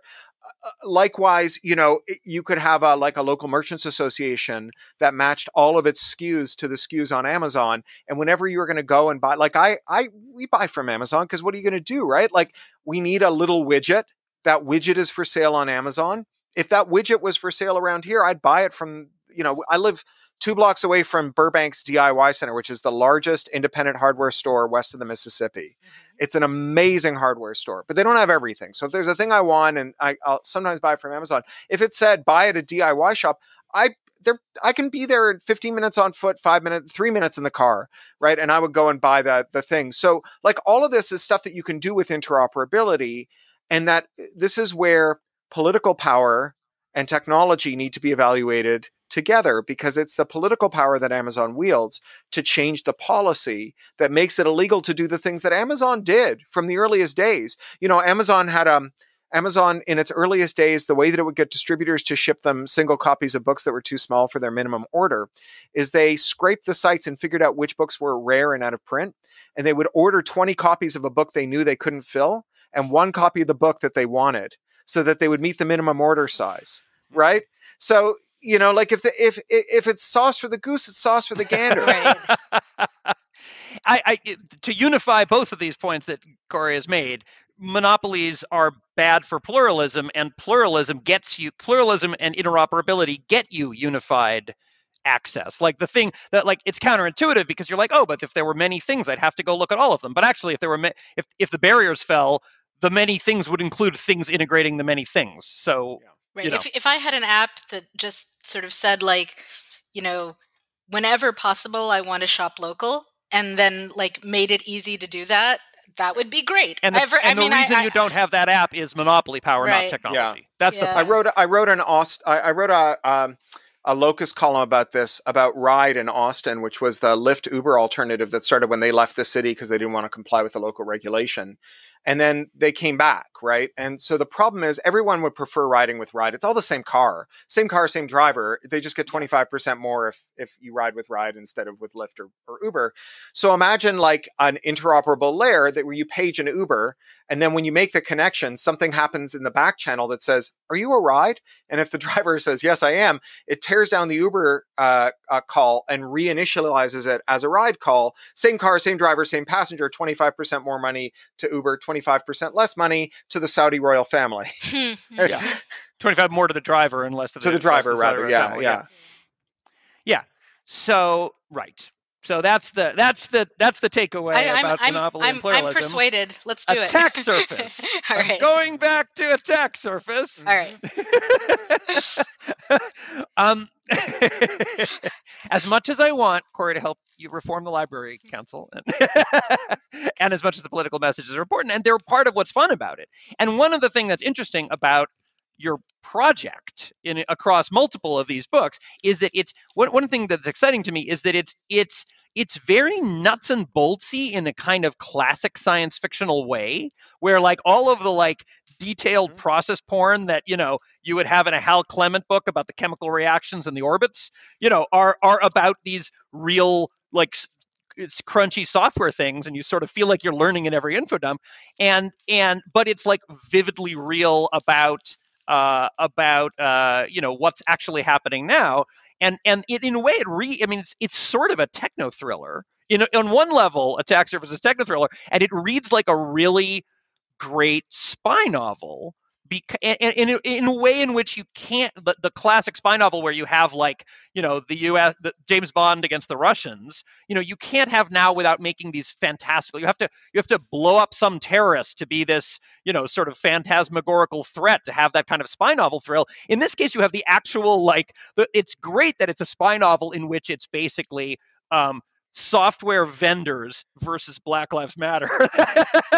Those are so much more interesting antagonists than some aging creaky MI5 against some terrorist somebody cooked up that has a nuke. You know what I mean? Like it feels like such a much more interesting, but it's in a way some of the same narrative excitement and twists and turns that is sort of like Le Carré, right? Well, I call them techno thrillers. I wrote the first one in something of a rage after seeing, I don't even remember which, some techno thriller in the movie theater around 2006. Because, Bruce Sterling has this funny definition of techno thrillers. He says it's a science fiction novel with the president in it. But I think that, that's very funny. But one of the things that I think he's getting at there is that techno thrillers are pretty short on technology, in the same way that every Faster Than Light Drive is a fantasy novel. Right? Yeah. Techno thrillers tend to be about the minutiae of computers and also wholly ignorant of that minutiae. And it's like if Moby Dick was like, whales can fly sometimes, right? Like this book would be so dope if whales could fly. I think there's a flying whale. He's gonna fly here, right? Like, and so you have it also would be like if there was like they promised to be a lot about whales, and all there was a sequence where somebody like hold a harpoon and shook it around, and then immediately cut to a whale on a dead whale on deck or something, right? Right. Because it's the like hackety hack scene. We're in. That's and Clement Stubbs. He was someone I grew up around in Toronto, and his books are great, but I think the thing that like the juice in the Little Brother books is that unlike Stubbs, who was really good at taking technical minutiae and making the story turn on it, that technical minutiae was not salient for his readers' lives for the most part. And cybersecurity, as Marianne, as you said, is like it's a super salient issue. And if there's a reason that Little Brother, which is a book that I wrote in 2006, is still being read as a contemporary technothriller in 2021. And it's not, I've been rereading like an H.G. Wells essay collection to give it a blurb because there's a new edition coming out from MIT Press. And it's a historical curiosity, right? You would think that a book that was about the minutiae of computers and information security and networks from 2006 would be an historical curiosity. And there are lacunae in it. I was hoping at that point that Facebook would die. And so I didn't put Facebook in it. Facebook's in the other ones, right? But you know, the reason it's still relevant, the reason it's still salient, is because the actual like underlying policy and technical questions are relatively stable for the same. Like the reason the policy questions are stable is that the technology questions are stable. Like computer science hasn't changed much in 20, 30, 40 years. Computer engineering is like this very fast moving target, right? Chip design or whatever, right? But like, do we know how to make a computer that's almost Turing complete that can run all the programs except for the one that a lawmaker doesn't like? Nope. Right? Do computers continue to pervade more areas of life because they are universal? So incremental improvements made in one domain redound to other domains? Yep. Does that mean that there are lawmakers who are blind man and the elephanting the computer and saying like, I have a problem with terrorism or hate speech or, you know, some other like bad practice over here that I've got hold of, and that's all I've got hold of. And I can safely alter the policy contours over here, and there will be no fallout in all these other domains that computers touch, right? Like the increased salience of computers in our lives, the stability of computer science, and the inability to shape computers to fit policy, and instead the need to fit policy to the contours of what is possible and impossible with computers. Those are like dismally stable. Miserably stable. So we continue to make fucking terrible computer policy, right? We continue to King Canute our computer problems all day long on both sides of the aisle.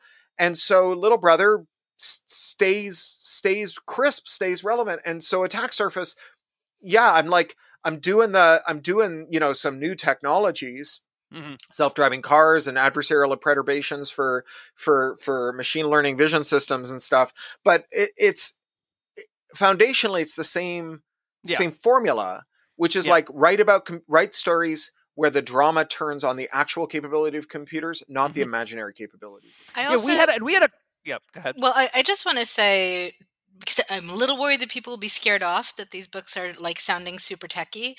And I am the reader who, when I read the classic analog science fiction, the super hard stuff, I would skim over all of the physics, space, whateverness, right? And I would just like, you know, and I think what's interesting is you could do that with this book. You could skim over the computer stuff, but you don't need to, even if you're not a gearheady, computery kind of person, because the way it's interwoven is in very digestible bites, right? And so you could still follow all the character stuff without and skim over the programming.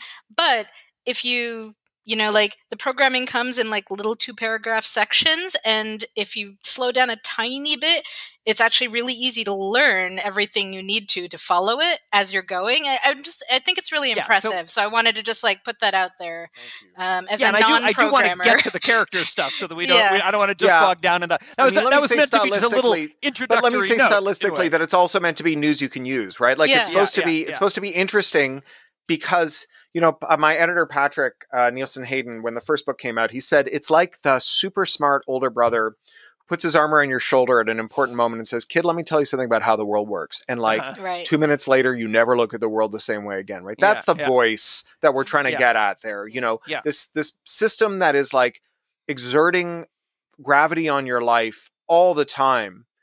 And here's an inkling of the invisible forces that are so important. I mean, I felt that way when I read Piketty too, you know, going all the way back to the start of our conversation, you know, like that's what I'm going for. And so, you know, some people that's not their thing, but for the people that it is, it really seems to jibe with them. And it's meant to be a cracking adventure yarn. It is. Yeah. I want to talk about another aspect of it, because sort of on the one hand, we've talked about two things, one of which is it works as a very exciting spy novel that's rooted in real concerns as opposed to fantastical ones. It's also it also has this sort of deliciousness of like where that you get from Moby Dick or whatever, where you're like, oh, this is how a thing works, that sort of feeling of being let in on the secrets behind how the world around you works. But also, this one is different than the earlier ones in a very in a really interesting way. Like, so Attack Surface is really distinct from Little Brother because of the character, because Masha is such a different person, and because it's and this is of all the like having read, being a fan of your work and having read it and thinking about it over time and like the way it's developed and everything, I feel like this book has your best villains and anti-heroes in a way.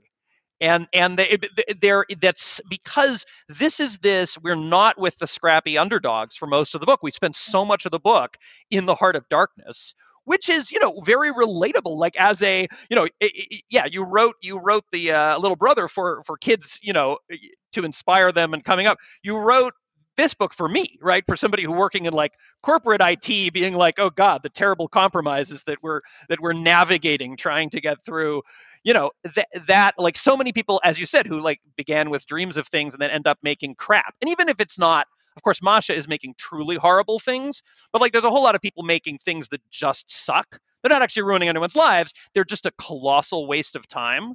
You know what I mean? Like, and I think the argument sort of translates, where like a lot of people are doing things trapped in sort of a corporate world where, okay, maybe they're not like destroying protesters' lives, but it's sort of analogous if you're like, well, we're spending this immense amount of money on version 11 of something that is not actually materially different from version 10.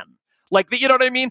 I personally had this experience of like going from work at one point. I switched jobs from the DC government, where I was doing something. The DC government is so underfunded, and it's IT stuff. And there was an application where people were literally like, people who wanted like permits to drive trucks to the city were literally typing stuff on forms, because like the client server databases were so screwed up that they could, they were like, literally, it was back to the 1930s, where they spent all day waiting for somebody to fill in something on mimeograph. And like, it was like such an easy lift to like, now it's on the web and you can print it out from home and put it on your truck and drive in. It's like, oh my God, why isn't developing software always like this, where like we're doing something that meets an immediate need and will like save these people enormous amount of time, but also because of the sort of enormous structural ways that the DC government is like gets screwed by the federal government, and it's sort of like, and there's all the, and it's almost calculated. There's all this infighting. And anyway, that project, which was making a difference, they like, furloughed me for a month and like stopped paying. And I don't know, like eventually it was impossible to continue. It wasn't even that they furloughed me for a month, because I was like, I'll hang. But then they brought me back and they only hired me and not the rest of the team who I was leading. And they're like, you could do it yourself. Then I left and went to like the manicured lawns of Reston, where all of a sudden everybody was white and like everything was, it was, the meetings ran very smoothly. Everything was, it was just like the air was choked with privilege. And the stuff I was working on was like, it was probably fine, most of it. Like, I don't know, now the thing that used to be green is blue, but just the amount of treasure invested in making the thing slightly better, when there was this other job where like people desperately needed a thing. And it that sort of made it feel like, well, it's like a positive feedback loop. The people with less resources just always have less resources, because things are just screwed because they don't have enough resources, that there's all these pathologies that emerge that make it impossible to work there and give them resources. And the people who already have enough resources don't have anything that much important, but they have so much surplus that they could just dump. Anyway, that was a little rant about how I identify with, despite not literally torturing protesters or anything, just working in corporate software, where you're like, this is a colossal misallocation of resources for, rich people to decide what's important to build software about, or the market or whatever. But this is true all the time, everywhere, right? Like, in local government, again, sorry, this is all my examples these days are from that, but we have 3 Black candidates who are running for village trustee, and I went to an event for them, and they spoke about living here and it being so important to keep it affordable because of safety. Right? Because they were coming from communities that were not physically safe for their children to grow up in.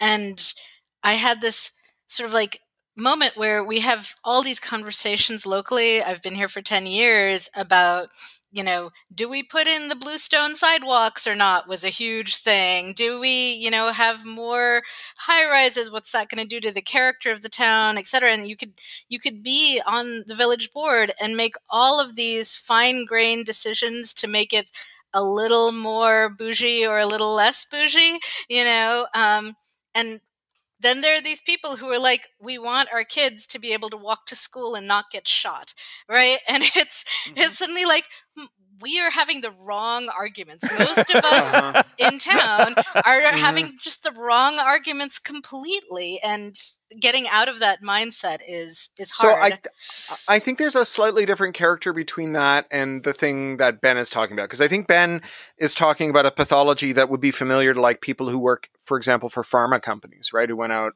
and got a degree and studied and dreamt of making people well, and now they're reformulating drugs that are near the end of their patents so they can be repatented to no benefit, right? Yeah. Whereas I think the thing that you're describing is like like all of those things are important. Obviously, some of them are more important than others, right? Like what the character of a neighborhood is and what the planning decisions are. Those are like super important questions, but also people shouldn't die on the way to school. And so, that you're right that the stack order is different, but the difference is that like nobody needs to reformulate Purdue Pharma's existing opioid into oxy to repatent it. That was just like wasted work, right? Whereas like fine-grained decisions about the kind of sidewalk you have actually do matter. The people use the sidewalk. They just shouldn't take precedent over police violence. Right. Yeah. And anyway, so get back to the villains. So there's a sort of a hypothesis I have about the villains. I feel like, so to take a contrast with something else in your work, I love Walkaway. I was really into Walkaway. Also, my son loves Walkaway, and I asked him, do you have anything to ask Cory? And he has a question about Walkaway, which I will return to. But in Walkaway, which is for those who don't know, is a halfway between, on some axis, halfway between Down and Out and the Magic Kingdom and Little Brother and Attack Service, in terms of, Down and Out of the Magic Kingdom is sort of a utopian, fantastical, like super technology.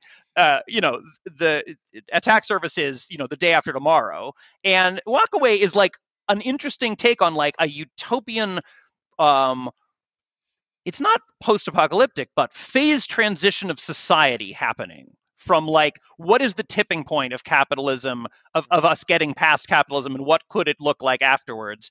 But in a way that is, there's more fanciful technology, but it's still a lot more grounded than something like Down and Out of the Magic Kingdom. But anyway, the characters, and I don't have it as present to mind, but there's a way in which the bad guys in Walkaway, a lot of them are just, peak sociopaths, right? They're just sort of like the people with massive amounts of money who want capitalism to stay. And they seem very real, but there's a way in which they're kind of opaque. Like in a way, it's like neither you nor I really understand those people. Like they're sort of and I mean, there is sort of in Walkaway, there's the daughter of that family and who escapes. And so there is a way in which like we do have some entry to them, but they're also kind of like they're from another planet.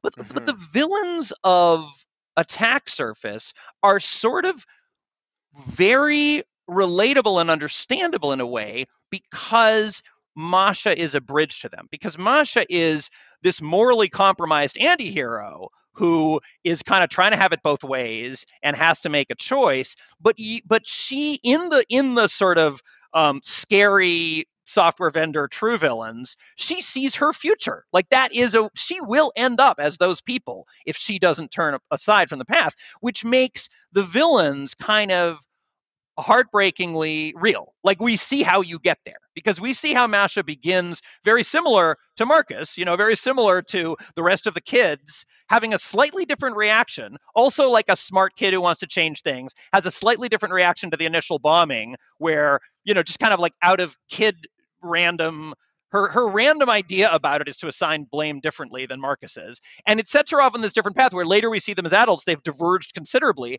And the end point of her path is becoming one of these monsters. And so that makes it, and I feel like the thing that's so relatable is that she knows, it's not that she doesn't buy the bullshit. I mean, the villains in Walkaway actually have convinced themselves that like they are the finest examples of humanity and therefore they should have all the resources or something. And that's hard to relate to. But Masha, it's not that she buys it, it's just that she despairs. And she this is the best we can do because it's impossible to make it better. That the problem seems so hard to her that she succumbs to despair. And that temptation, I feel like, I don't know, maybe I'm reading that in, but I feel like you as the author, it's like, that you have felt. You know what I mean? That feels like, it's like, that is a thing that that temptation of being like, fuck it, I give up, this is too hard, is like the real voice of temptation. Not like, let's be the super rich masters of the universe who own everything, but more like, I'm just going to crawl in a hole because this is too hard. You know what I mean? I feel like that makes that whole arc of villainy really feel super real. You know what I mean? So I think that yeah, I mean, I think you're onto something here. I want to talk about Walkaway, and I want to talk about Attack Surface separately. The thing I wanted to drill into a bit with Attack Surface is the way that being a good person to the people around you can mean being a bad person in the world. Yeah. So you have these two women who are the protagonist's mentor, who kind of act like an older sister to her. It's a book about women reproducing toxic masculinity among themselves. Women who attain power reproducing toxic masculinity among themselves. So she has this best friend who's gone off on this other path. She has her mother who has subordinated her own goals to being a single mom. You have these two very powerful women who themselves have become more masculine than the most masculine men in their roles, who take her under their wing and become maternal to her in this way that is nevertheless very rough and very harsh, and who promise her a kind of a better world, and whom she idolizes and then comes to in one case despise, and in the other case dislike, I guess, or distrust or repudiate. And so it's about her resolving these different kinds of relationships in her life and trying to figure out who she wants to be in the world. She doesn't want to be her mother. She doesn't want to subordinate her ambition, but she also doesn't want to be her sociopath torturer bosses, Mm-hmm. Yeah. And they are all loving of her, right? At times, mm-hmm. right? They all do things for her that are loving and compassionate, and that create a kind of bilateral obligation to love and compassion among themselves. So it's about trying to like dig into that. As to Walkaway, there's this famous quote: "It's easier to imagine the end of the human race than it is the end of capitalism." Mm-hmm. Yeah, and I don't think that's true. I think it's actually very easy to imagine a non-capitalist world, in the same way that it's easy to imagine a faster than light travel universe. Yeah, it's very hard to imagine the specifics by which we arrive there. Yeah. Right. Yeah. The endpoint's easy. Right. Yeah. The Star Trek. The bit where you wave your hands, where you say, and here's the story with sufficient technical detail to reproduce it, of how we invented the faster than light travel drive. Mm-hmm. That story, no one's written that story yet for a really specific reason. To be fair, right? Ursula K. Le Guin does a pretty good job in the last page of The Dispossessed, but only because it's poetry. Right, okay. Yeah, like Seth Schoen writing DCSS as a series of haiku. But Walkaway tries to get to the run right up to the end of capitalism, right? Here's what the beginning of the end of capitalism looks like. Stan Robinson's done the opposite. He wrote 2312, which is like 250 years after a transition, right? Mm-hmm, and then he wrote Aurora, which is like 200 years. And then he wrote New York 2140, which was like 50 years. And then Mars 2060. And then he's just done Ministry for the Future. And Ministry for the Future is meant to be the story of how they invent the faster than light travel drive. Right. It's it's the end of capitalism. It's the actual transition, a program, right? Like what's meant to be like a plausibly believable, it's a disbelief suspendable account of the dismantling of capitalism, the creation of something new. Yeah. And Walkaway runs right up to the beginning of it.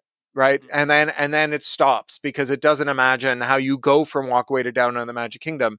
It just says like this is the path of resistance. And it kind of does in the epilogue. There's an epilogue, but, anyway, but the epilogue's a cheat, right? Because it's like you draw the curtains.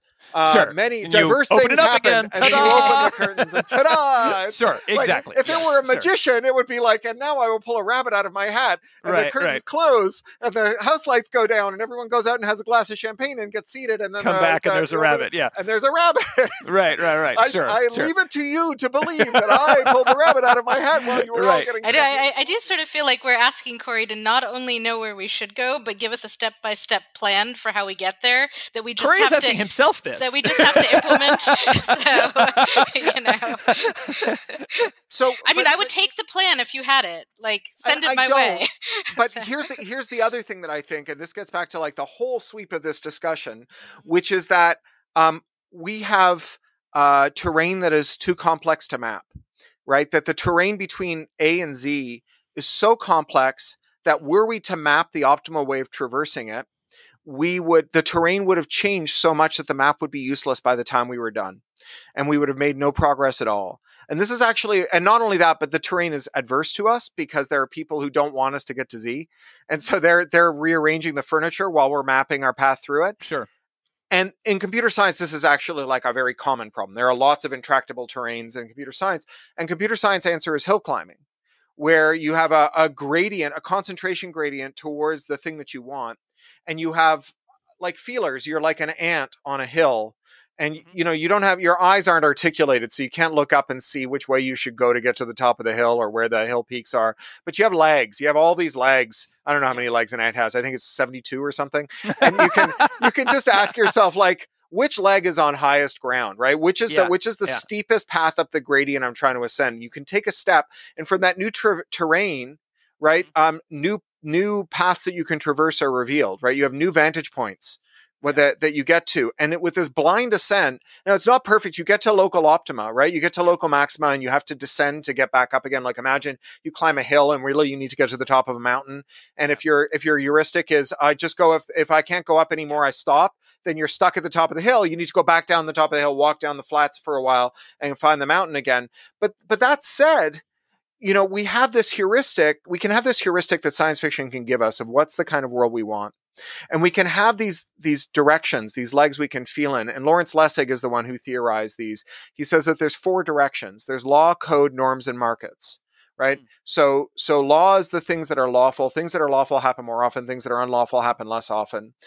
Markets are the things that are profitable. Those are in part determined by law. These are all interrelated phenomena, right? And so, if smuggling drugs costs X dollars a kilo and the drugs are only worth X minus $5 a kilo, then smuggling drugs will happen less. It will be unprofitable because of the law, because you have to like make a mini sub to get the drugs to the shore, right? Yeah. So the law changes what a market is profitable. But all things being equal, if a thing is profitable, we do more of it. If it's unprofitable, we do less of it. Norms are what's socially acceptable. What's socially acceptable affects what's profitable, right? Like if you tell people, I remember vice versa. Yeah, growing up in Ontario, we didn't have recycling. Instead, we had a mandate that all breweries and pop companies make their bottles the same size. And then they went to a central repository and they got washed and they got sent back out again. And it was morally reprehensible to throw away these bottles, right? It was socially unacceptable. The creation of the recycling plan made bottles disposable. And it was funded by Coca-Cola. Wow. Right? And so what is morally acceptable changes what's profitable. What's profitable changes what's morally acceptable, and the law interacts with both. And then finally, there's what's technologically possible. Because one thing we will do nothing of a thing that is technologically impossible.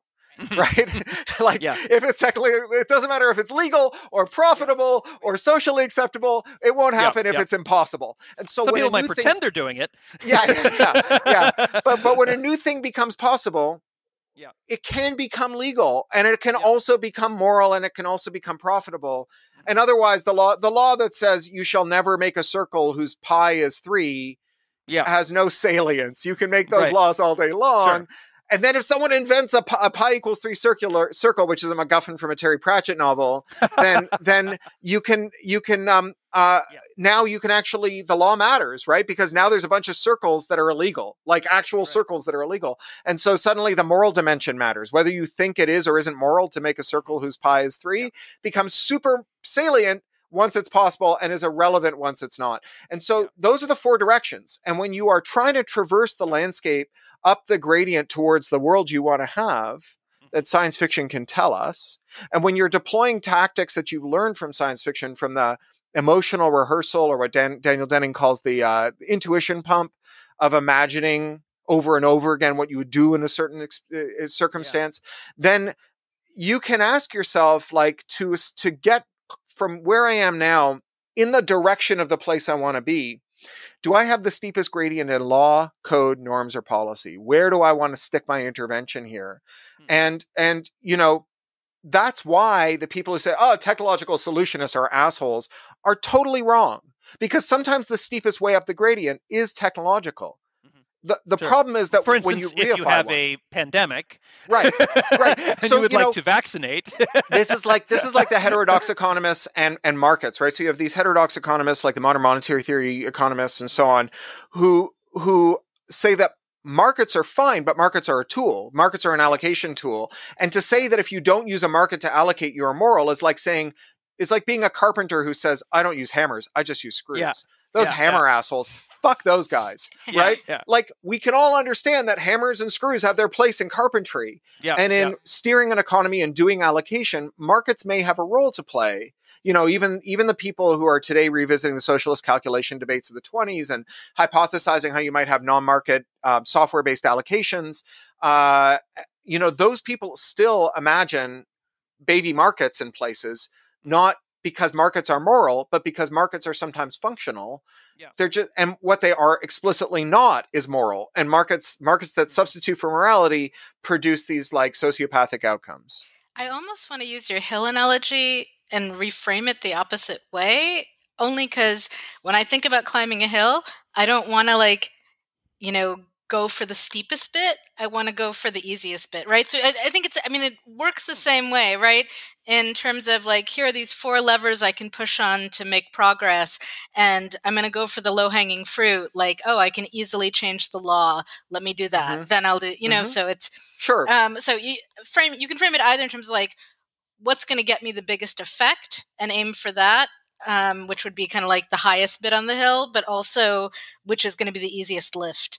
And practically speaking, they'll always be interrelated. Like, I'm working on this interoperability stuff with the EFF, and there's a bunch of law proposals now, the Digital Services Act in the European Union, the Access Act in the last Congress.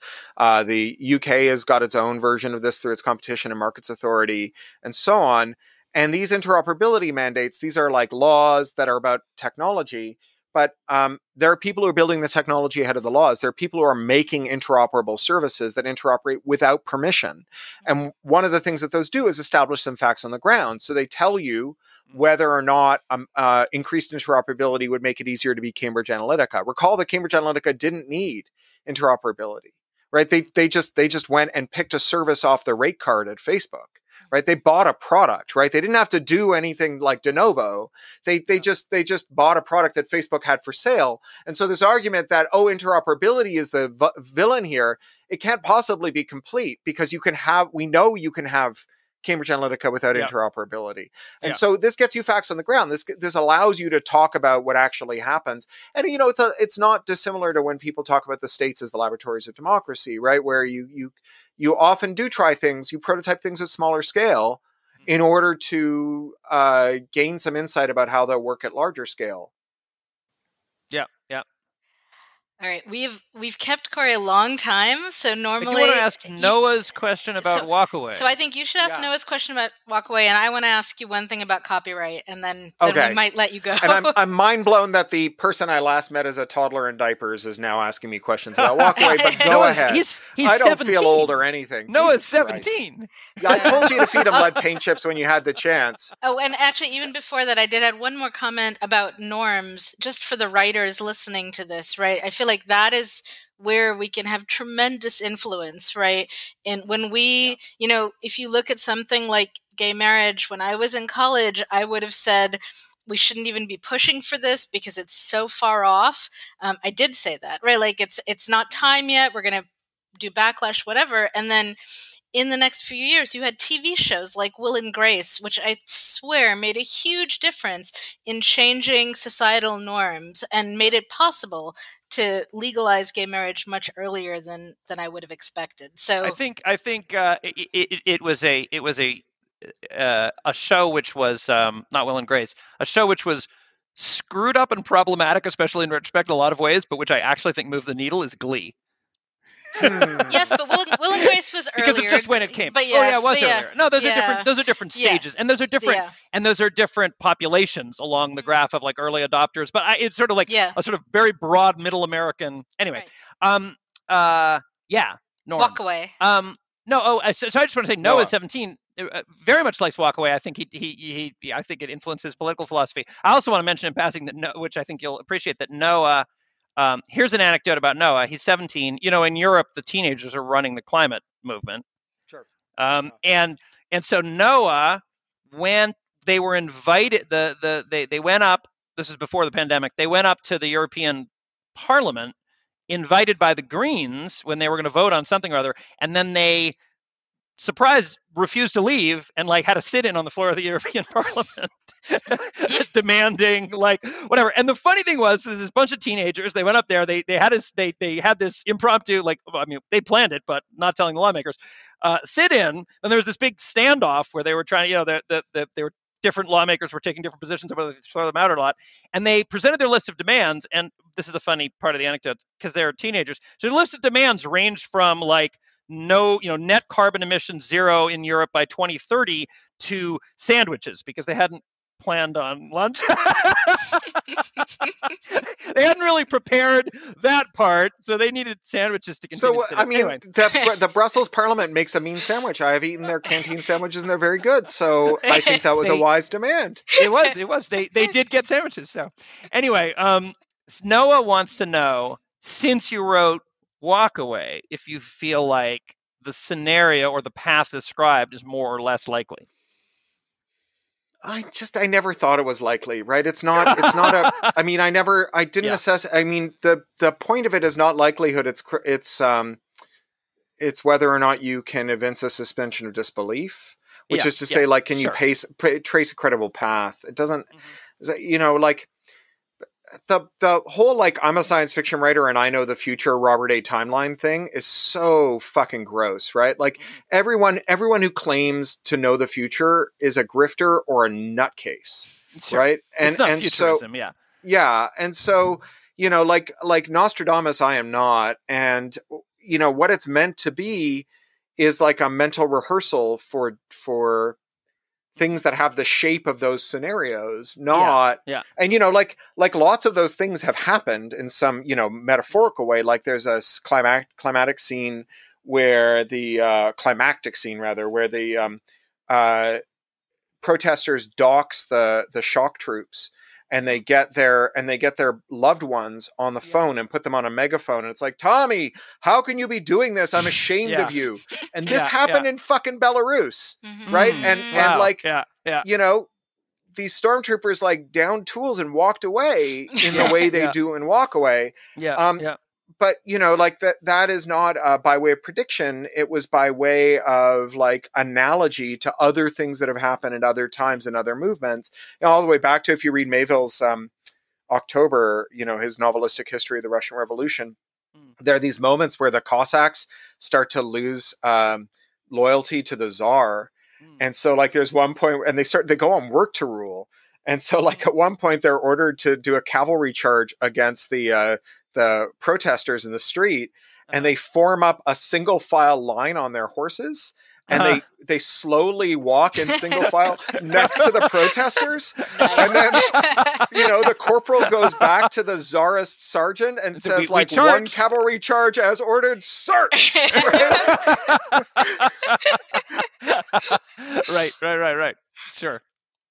So That's awesome. And Marianne, you had a question about copyright. I have a question. So I teach a lot of undergrads, and they take my intro to fiction class, and always, over and over and over, I get students who come in very concerned about protecting their intellectual property, and they worry about sending stories out to magazines, and just like, what if someone steals my story is a common question I get. So I explained to them that basically doesn't happen and they don't need to worry about it. But you have been an advocate for copyright liberalization. You have released books under Creative Commons. If you could just talk a little bit about like why that can be a good strategy for a writer, perhaps like why aren't you broke because you give away things for free, right? Well, no, and I feel like I have an answer to it, but Cory probably has a better answer. So here's the thing. The biggest predictor of your income is your negotiating leverage with the intermediaries that bring your work to market, right? It's not so, the other thing that matters is how popular your work is, but even people who have very popular works who have little negotiating leverage over those intermediaries see nothing. An example would be the Beatles. The Beatles first, I forget how many, 20 record deals, paid them a penny per album to share among 4 of them.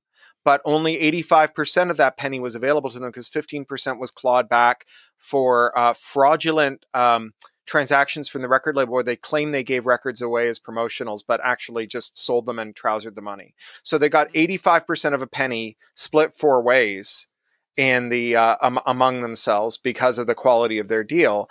And the quality of that deal has a lot more to do with the competitive market than it does with with whatever rights you have. So imagine that your kid is being bullied by bullies at school, and every day they go hungry, and you just double their lunch money every day. And every day the bullies just take more money, right? The bullies don't forbear and leave them with enough money to have lunch.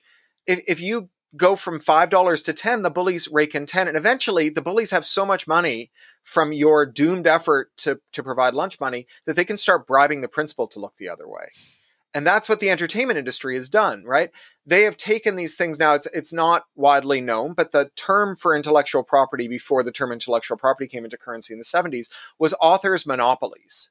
And, when you point this out to rights holder groups these days, they, I think justifiably get very pissy, right? They're like, fuck you, monopoly. Yeah, I wrote this book, but I don't get to go to Macmillan and tell them how much they're going to give me for it, right? Like they and I have a negotiation where they fundamentally have the whip hand. They're kind to me and so on. But, the fact that there's 5 publishers, soon to be 4, is far more dispositive than any other factor. But here's the thing. If you are a rights holder organization, if you're a corporate intermediary and you can aggregate authors' monopolies, you can use them to set prices. So think about Universal Music, which owns more than 30% of all the recorded music in history, right? Universal Music, for a lot of reasons, if you want to reach an audience, you have to do a deal with Universal Music. Like, for example, if you want to sample anything out of their catalog, you've got to sign to Universal. So you've got to get into a contract with Universal to make your art. And Universal uses the fact that now your art is locked up inside their portfolio to drive other people inside the portfolio. They increase their negotiating leverage. And Universal bought all of its rivals in part because it was in a market dominated by other kinds of monopolists, tech monopolists, and then streaming monopolists. And being a cartel is illegal, right? Antitrust law will punish a bunch of companies that come together and try to change pricing. That's why the publishers got into so much trouble for colluding with Apple to try and fix prices at Amazon. But if you buy the companies you conspired with, then you're not a cartel anymore, right?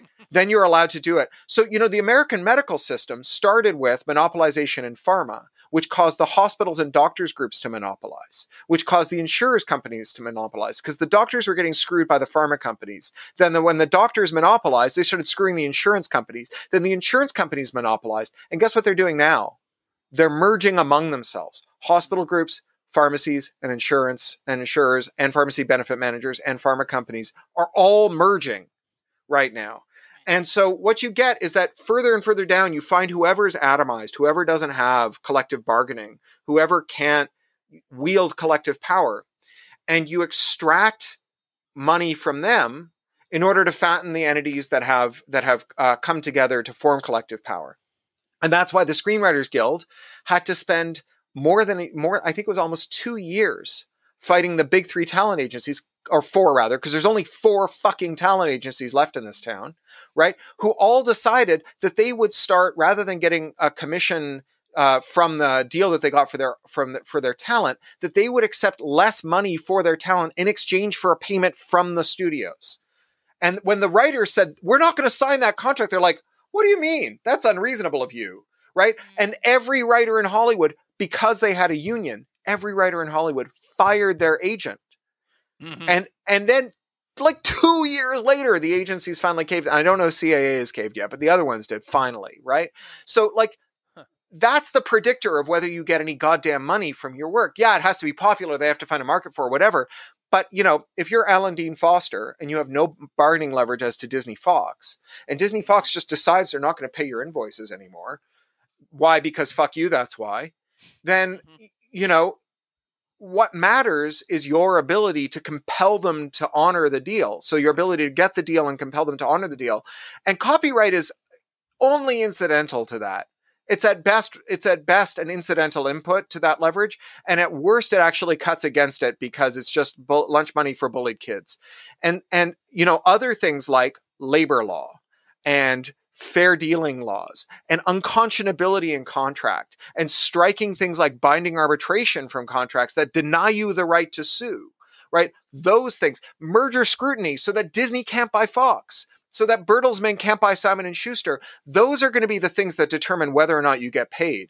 And worrying about copyright, yeah, you need at least some exclusive rights so that you can compel these rapacious multinational private equity-backed, you know, sociopaths to pay you, right? But like, that alone is going to be wildly insufficient. And actually that alone will cut against it, that you need all this other stuff much more. It's like consumer power without competition is just like recycle better, right? In the same way, copyright without competition is just like flail around and sue your fans, right? That's what copyright, that when we argue about copyright on the internet, foundationally, we're arguing about whether or not you should sue fans. And like, I don't care who you are or what circumstance you're in. I'm going to take a flyer here and say the answer is no. Yeah. Right? Like, just like, it doesn't really fucking matter. Like, the answer is no. Like, should you respond to a bad review? No. No. Right? Yeah. Should you create a fake Amazon identity to respond to a bad review? No. Should you sue a fan? No. Right? Like, you know, like, it's just such, like, you know, if the speaking of people who are irredeemable, if Kevin Spacey was right and the greatest trick the devil ever proved was convincing us that he didn't exist, then, you know, the greatest trick that the large corporate intermediaries ever played was convincing us that the thing that we need to do is yank on the copyright lever harder to see if eventually we can make them pay us more money. I think that's good. So, I'm not quite sure you've explained why someone might want to release something under a Creative Commons license on it. Just at a very practical level. Okay, you know, at a practical level, you know, at a practical level, like why did you do it? Probably, well, I mean, I did it for a lot of reasons, but like, one thing is I didn't want my copyrights to be weaponized to sue college kids. I thought that was just bullshit. And another was that I thought that of all the people who fail to buy my books on any given day, the majority do so because they've never heard of them, not because they've never got a copy. Right. And you know, I think that doing so also created a kind of reciprocal arrangement with my readers, you know, and I think that's played out, right? Like, I have performed generosity. I don't mean that it was a performance. I mean that I felt generous to my readers, and I have done the things that demonstrate that feeling to my readers. And my readers acquired a sense of reciprocal obligation to me over the years. And the reason I know that is I ran a Kickstarter to pre-sell the audiobook of Attack Surface in September rather, and it made $270,000. It was the most successful audiobook Kickstarter in the history of the world. And it saved our mortgage. It saved our family finances. And it was because people wanted to reciprocate. Right. And so, you know, fans, like, if your goal is to maximize the number of fans who buy your books, and the two strategies that you see before you are, one, to terrorize them into thinking that if they fail to buy them and still read them, that you will come and take their house away, and the other is to convince them that you're the sort of person who deserves to get paid. Neither will be a perfect strategy, but of the two, I think the one that's more sustainable is the latter. And we're back to Harlan Ellison and his conviction that the former was the best way to go about it. And the source of all the friction that he and I felt with one another over the years. I think what I would say to a lot of my students is don't be afraid to give yourself away. There's this, I think when you're a young writer or a new writer, whatever your age, and you've had one idea that you've been excited about writing about, I think there's this fear that I'm never going to have another idea. I'll never have anything else. So I must protect this one thing. And if you keep doing the thing, you will have so many things to give away. Right. And pretty soon your problem is not ideas. It stops being the problem. Right. And so I remember if you get anywhere, the problem is that you have hundreds of ideas you'll never, ever get to that are hanging around in a friends stack. Who sell you send you story fragments and ask you to collaborate on them. And then you spend 3 or 4 years working on it with them. Ben. Yes. So I think that framing is reframing it is helpful. And I do think this is still kind of pervasive in the field, right? When I first started writing stories, I just put them up for free on the very early internet. This is before the web, when it was just news groups, right? And then I collected them and I put them on my website in 95. And then at some point I started selling them, and the contracts, they would try to buy all rights. And every one of them I negotiated, and I was like, I would like to retain the right to reprint it on my website. And these editors were often bewildered, but they never said no, right? Yeah. They're like, okay. And so then they would buy the story, and sometimes it would be like, wait 6 months before putting it up, and that's fine. I don't think it's going to help you any, but if that makes you feel better, good. And then so all of my stories, right, all my short fiction is up on my website, and anyone can read it for free, and they don't have to pay me. And I think that, A, that just makes me happy. But B, it means that every Kickstarter I've run, none of them have been that successful, but they've all funded, right? I think I've run 4 or 5 at this point, and each one is funded because people do respond to generosity with generosity. The people who can afford to, throw some money my way, and the people who can't, please don't throw money my way. I don't want you to go read my free stuff, don't hurt yourself. I also want to say, just because we sometimes pitch this podcast as a kind of advice to neo-pros, sort of, that an important distinction that we haven't mentioned in this conversation is that when you are Creative Commons, I have Creative Commons, I'm not the expert that Cory is, but I do it plenty. Mm-hmm. And generally speaking, we were talking about non-commercial licenses, right? We were talking about it depends. I've done commercial licenses too, but yeah. But you have the ability to segment it. The idea that because somebody can download it and read it or write fanfic of it means that you're not going to be able to sell it to a publisher that's not actually how it works. Yeah. That's sort of a fairy tale.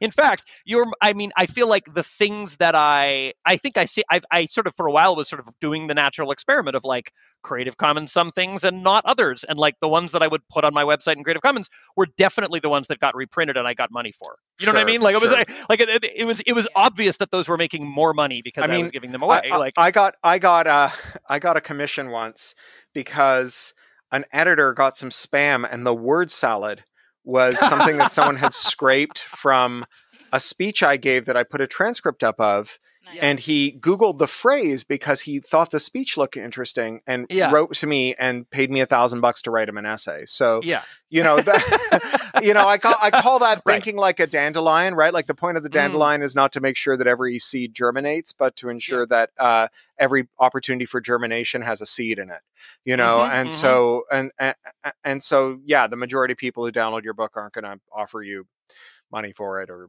a contract or whatever. Sure. But you get but nor do they have any power to, and the ones who do, right? It's not really. Well, and the problem. And nobody has ever said, I'm doing this anthology of stories, but I'm not going to take this one because some people have read it. When does that happen? I think young writers imagine that happens, but I don't. So I'm going to take that. I think that's not true. I think there are novice editors and editors from people do say that they learn better usually over time, but they're, there's a first rights. I should say I'm specifically talking about reprints. Obviously, there's. I don't mean there's another. That was a blurry thing to say because, of course, there's a lot of things that are intentionally original anthologies. So obviously, then it doesn't matter whether something's published. Like it does matter whether you've only shown it to your friends or whether you've actually put it up. Once you've put it up, you can't sell first rights. It's perfectly legitimate for somebody to say this is an original anthology. They're all originals. They haven't been anywhere else. But for reprint markets, it's hard to imagine that somebody's like, well, it's been reprinted 4 times, a 5th is too much. Like, that's not what happens. Well, actually, the ones that get reprinted more are likely to get reprinted more, as far as I can tell. I know, but so I agree with you, but also there are editors who will say that kind of thing, and I've run into them, and so I think they're mistaken. I think they don't understand. Maybe not. They don't understand the. They're thinking of it as a very small pool of potential readers, and they're not understanding that there are many pools of readers. There's a vast sea of readers. That, they also might be right for their use case, but I don't think that's the more common. So I can try and square the circle here, which is that the smaller anthologies. I mean, a lot of short story anthologies are just read by the writers, right? Like the major customer base are the writers themselves, or writers who hope to be invited to another anthology from that editor. So those anthologies may be picky about this stuff, in part because they are speaking to a small audience of people who routinely read anthologies and who will look askance at seeing the same story over and over again in a bunch of anthologies. Those anthologies also pay peanuts. There are a small number of anthologies that pay fantastically well.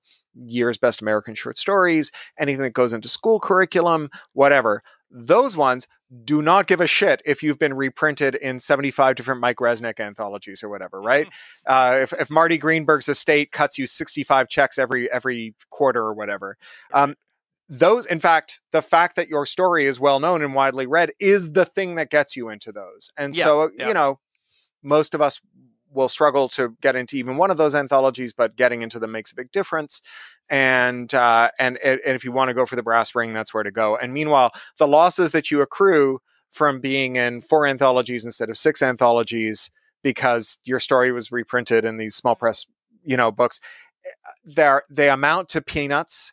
And if the editor is right in their calculus that the reason not to publish your reprint there is because all of their readers have already read you, then you lose no readers because all the readers have already read you. Right. Yeah, that's a nice problem to have. Yeah, no, I'll tell you that I'm pretty sure still my best per word rate was for a haiku that I posted on my website that I wrote in college, I'm pretty sure, about rain, but it got picked up. Somebody at an educational publishing thing picked it up and wrote me a note, and they were like, can we put this in our 4th grade textbook, or 3rd grade or whatever, right? And so, and I said, sure, and they paid me like $500 for it initially, which was a ton of money to me when I was 21 or something, right?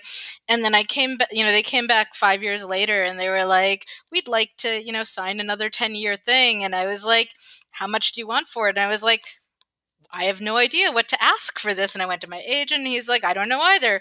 Ask them for 5,000, see what happens. And I asked for 5,000, and they were like, sure. And now I'm like, well, maybe I should have asked for 25,000. I still don't really know. Wow. But I've been paid very well per word. That's for so that. haiku. How many dollars per? But you're not getting paid by the word if it's a haiku. You're getting paid by the syllable. Well, yes, I'd have to go back and I could find the thing. So it was something like 10 words, but yes. Right.